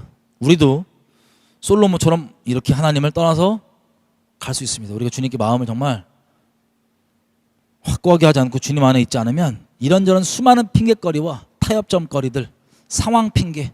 상황이 이렇지 않냐, 관계가 이렇지 않냐, 그럼 어떡하냐, 관계 깨냐 뭐냐, 이런저런 핑계들로 이런 타협점들이 우리에게 전방위적으로 들어올 겁니다. 그러면서 타협하고도 배교하고도 우리 스스로 마음에서 쓸 수 있는, 스스로 합리화하는 핑계거리, 마치 솔로몬처럼 내가 성전 짓지 않았냐, 내 영광스럽게 그렇게 시편들 뭐 이런 거 짓고 잠언들 지었지 않았냐, 너 그래도 은혜 받지 않았냐, 무슨 상관이에요. 하나님이 잠깐 통로 삼아서 그렇게 너를 통해 진리를 선언하신 것뿐이지, 그 사람들이 너에 반하고 너에게 열광하는 게 아니고 너를 통해 선포된 진리를 따르고 진리에 반응하고 진리에 은혜 받는 거지.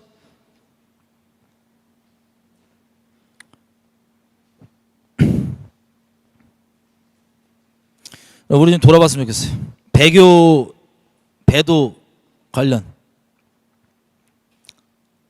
그래서 배도를 아니라고 얘기하는 그 사람이 있다 할지라도 WCC나 WEA, 가톨릭 연합 이런 배교에 대해서 반대라고 소리쳐도 그 사람이 반대한다고 무조건 옳은 게 아니라고 이제 이해가 되시죠? 우리도 마찬가지예요. 하나님만 옳고 하나님만 따르는 것뿐이에요. 근데 우리가 다시 돌아봐야 되겠습니다.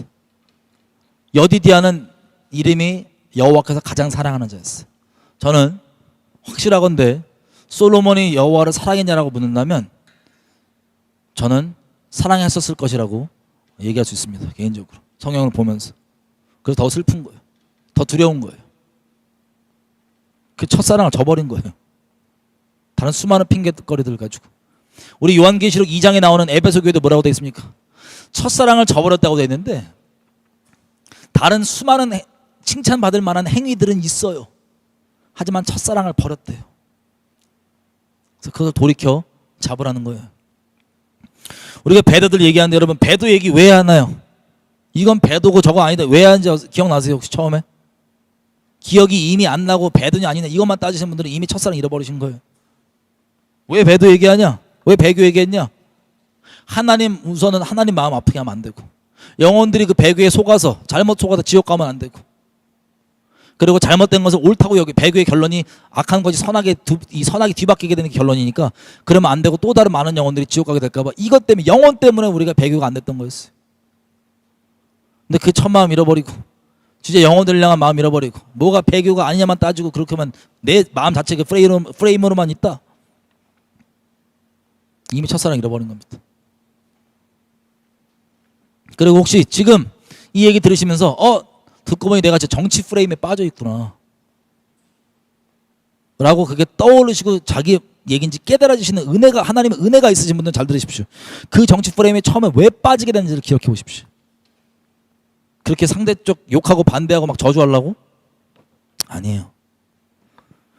처음에는 여러분들도 하나님을 사랑해서 하나님의 복음의 전도의 문이 법적으로 닫힌다고 하니까, 영혼들이 구원 못 받을까 봐, 복음의 문이 닫힐까 봐, 동성욕이라고 하는 그 죄악에 빠진 영혼들이 법적으로 못 따라오게 문이 닫힐까 봐 등등등, 이웃사랑 전도 못할까 봐, 하나님 말씀이 유일하게 우리를 살리는 길인데 그 말씀이 불법이 되고 이웃에게 전하지 못하던 그 영혼들을 살리지 못할까 봐 했던 게, 여러분들이 처음 하나님을 사랑하셨다면, 단순히 이건 논리적으로 옳으니까 그러니까 이 차원을 떠나서 더 근본적으로는 여러분들이 진짜 하나님을 사랑하셨다면 그게 지금 그 정치 프레임에 빠지게 된 처음 원인이었을 겁니다. 여러분, 그걸 잃어버린 채로 지금 그러고 있다면 우리 다 첫사랑 잃어버린 거예요. 솔로몬처럼. 첫사랑 잃어버리는 것 쉬운 일이 아닙니다. 가벼운 일이 아닙니다. 우리는 반드시 무언가를 사랑해야 하는 존재이기 때문에 하나님을 사랑하지 않으면 다른 걸 지금 사랑하고 있다는 소리예요. 지금 시간 이렇게 좀 기도했으면 좋겠어. 여러분, 참 뻔한 이야기지만, 그래서 너무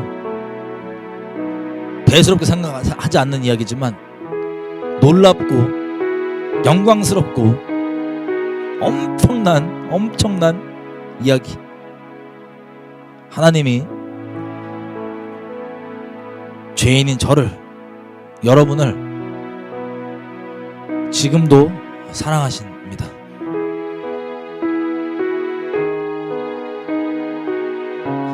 마치 솔로몬을 뱃속에서부터 여디디아라고 가장 사랑한다고 고백하시고 그렇게 사랑에 오셨던 것처럼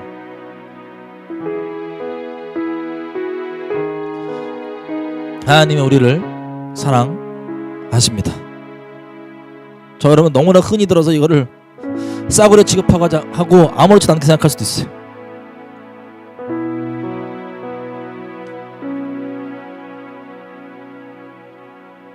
우리가 솔로몬이었다 생각해봐요.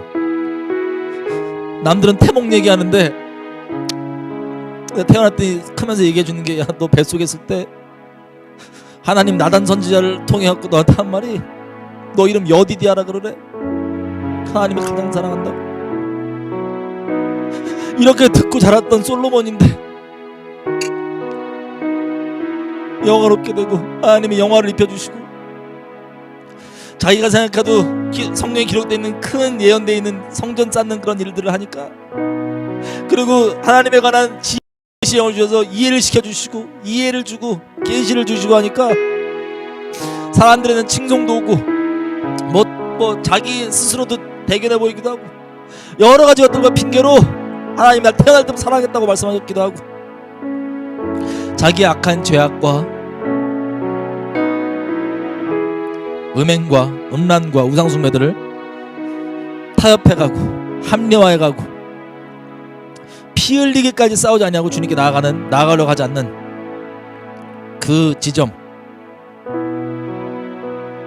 제가 여러분들이 하나님을 사랑하지 않은 채 있는 그 지점, 거기에 널브러두게 내뒀을 겁니다. 수많은 핑계거리가. 하나님이 다시 말씀드립니다, 저를, 여러분을 자격 없지만 사랑하십니다. 그것이 하나님 앞에 우리가 악한 죄악과 우상숭배와 이런 것들을 합리화할 수 있는 핑계거리가 될 수가 없습니다. 여러분이 예루살렘 성전을 쌓는 것 같은 큰 업적을 이뤘습니까? 하나님 앞에서 핑계가 될 수 없습니다. 여러분들이 남에게 전도할 수 있을 만큼, 남들을 가르쳐 줄 수 있을 만큼 하나님에 관한 진리에 대한 이해가 있고 계시가 있었습니까? 하나님의 특별하신 방문이 있었습니까? 그것도 하나님 아닌 다른 것들을 사랑하고 미증해져 있는 그 죄를 합리화하고 있는 우리의 핑계거리가 될 수 없습니다. 그 어떠한 것도. 아직 기회가 있을 때 우리가 하나님께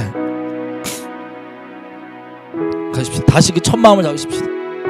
우리 지금 돌아보면 주님 왜 뭘 사랑하세요? 뭐가 제일 큰 관심사세요? 자식 교육? 여러분 안위? 돈벌이?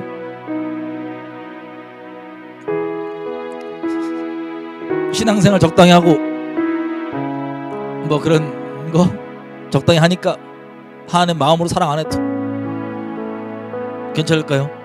절대 아닙니다. 우리 처음 마음을 좀 기억하며 돌아갔으면 좋겠어요. 저 여러분이 처음 예수님 앞에 그 십자가 사랑이 심령에 부어졌던 그날, 아무것도 내 인생에 안 주어지고 아무런 유익과 칭찬과 사람의 칭찬과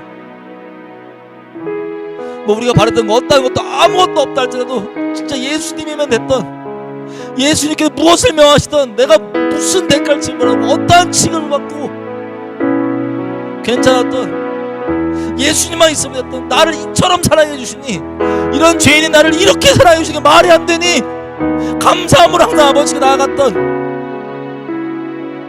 그때 그 마음 돌아가십시다. 그 마음으로 돌아가십시다. 그 사이에 여러분들이 하나님 앞에 지었던 죄가 너무나 많고 커서 염치가 없어서 못 들어가시는 분 있으세요? 그런 분들 마음 걱정하지 마세요. 여러분들이 솔로몬처럼 타협한 게 아니라 피 흘리기까지 싸우겠다 결정하며 아버지를 향한 내 사랑을 놓지 않을 것이다라고 마음을 결정하며 주님의 도움을 구하시는 분들, 여러분 우리가 어렸을 때는 그때는 이게 너무 어렵고 힘든 일이었으나 시간 지나보면 웃음거리로 여유롭게 생각할 수 있는 것들이 간혹 있습니다. 마찬가지로 만약에 우리가 그렇게 다른 것들을 핑계 삼아서 죄악 가운데 타협하고 넘어져 있고 널브러져 있고 즐기고 있고 앉아 있는 게 아니라, 안주하고 있는 게 아니라 하나님 앞에 그 첫사랑 붙잡고 거룩함을 위해서 뛰어가기로 결정하고, 죄가 있다면, 나를 힘들게 한 죄가 있다면, 반복된 죄가 있다면 피 흘리기까지 싸우겠다고 결정하는 마음이 있다면 주님이 도와주실 겁니다. 주님 이렇게 기도했습니다. 하나님, 그 첫마음 나 영원토록 잊지 않게 도와주십시오. 그 첫마음 영원토록 잊지 않게 도와주십시오. 그 이후에 내 마음 가운데 주님보다 더 사랑하겠던 것, 더 마음 가운데 주님보다 높아지게 됐던 것, 하나님 어떤 것입니까? 조명해 주십시오. 하나님, 많이 다른 걸 사랑하는데 그것을 합리화하게 만드는 모든 내 마음의 핑계거리 무엇이 있습니까? 거둬 주십시오. 나 오직 세상에 말하는 바도 아니고 그 어떤 틀도 아니고 하나님만 순결히 쫓아 계속해서 달려가기 원합니다. 뒤로 물러가지 않고 계속해서 주님만 따라가기 원합니다. 그 첫 마음으로 주님 사랑하기 원합니다. 그 마음으로만 주님 가기 원합니다. 주님의 은혜를 구하며 그 첫 마음으로 주님 사랑하고 싶다고, 그렇게만 사랑할 거라고 마음을 정하며 주님의 은혜를 구하며 같이 주여 외치고 기도하시겠습니다. 주여 구합니다. 아버지, 어떠한 지옥자식이었던 저를 구하셨는지 다시 한번 주님 기억합니다. 어떠한 저를 용서해주고 어떠한 저에게 아들을 내어주셨는지 다시 한번 기억합니다.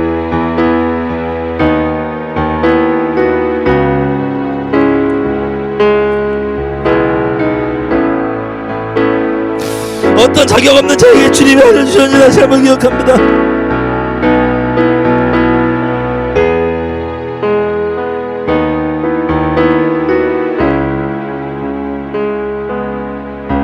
솔로몬과 같이 알량한 핑계거리로 한 명을 놓는다면 아버지 용서해 주시고 조명해 주십시오. 아버지께 우리 사랑하신 그 사랑하는 마음이 여지껏 주님 너무 괴롭게 하고 너무 마음에 하나님 다른 것 때문에, 하나님 안에 다른 것 때문에 주님 마음 아프게 했다고 용서해 주세요.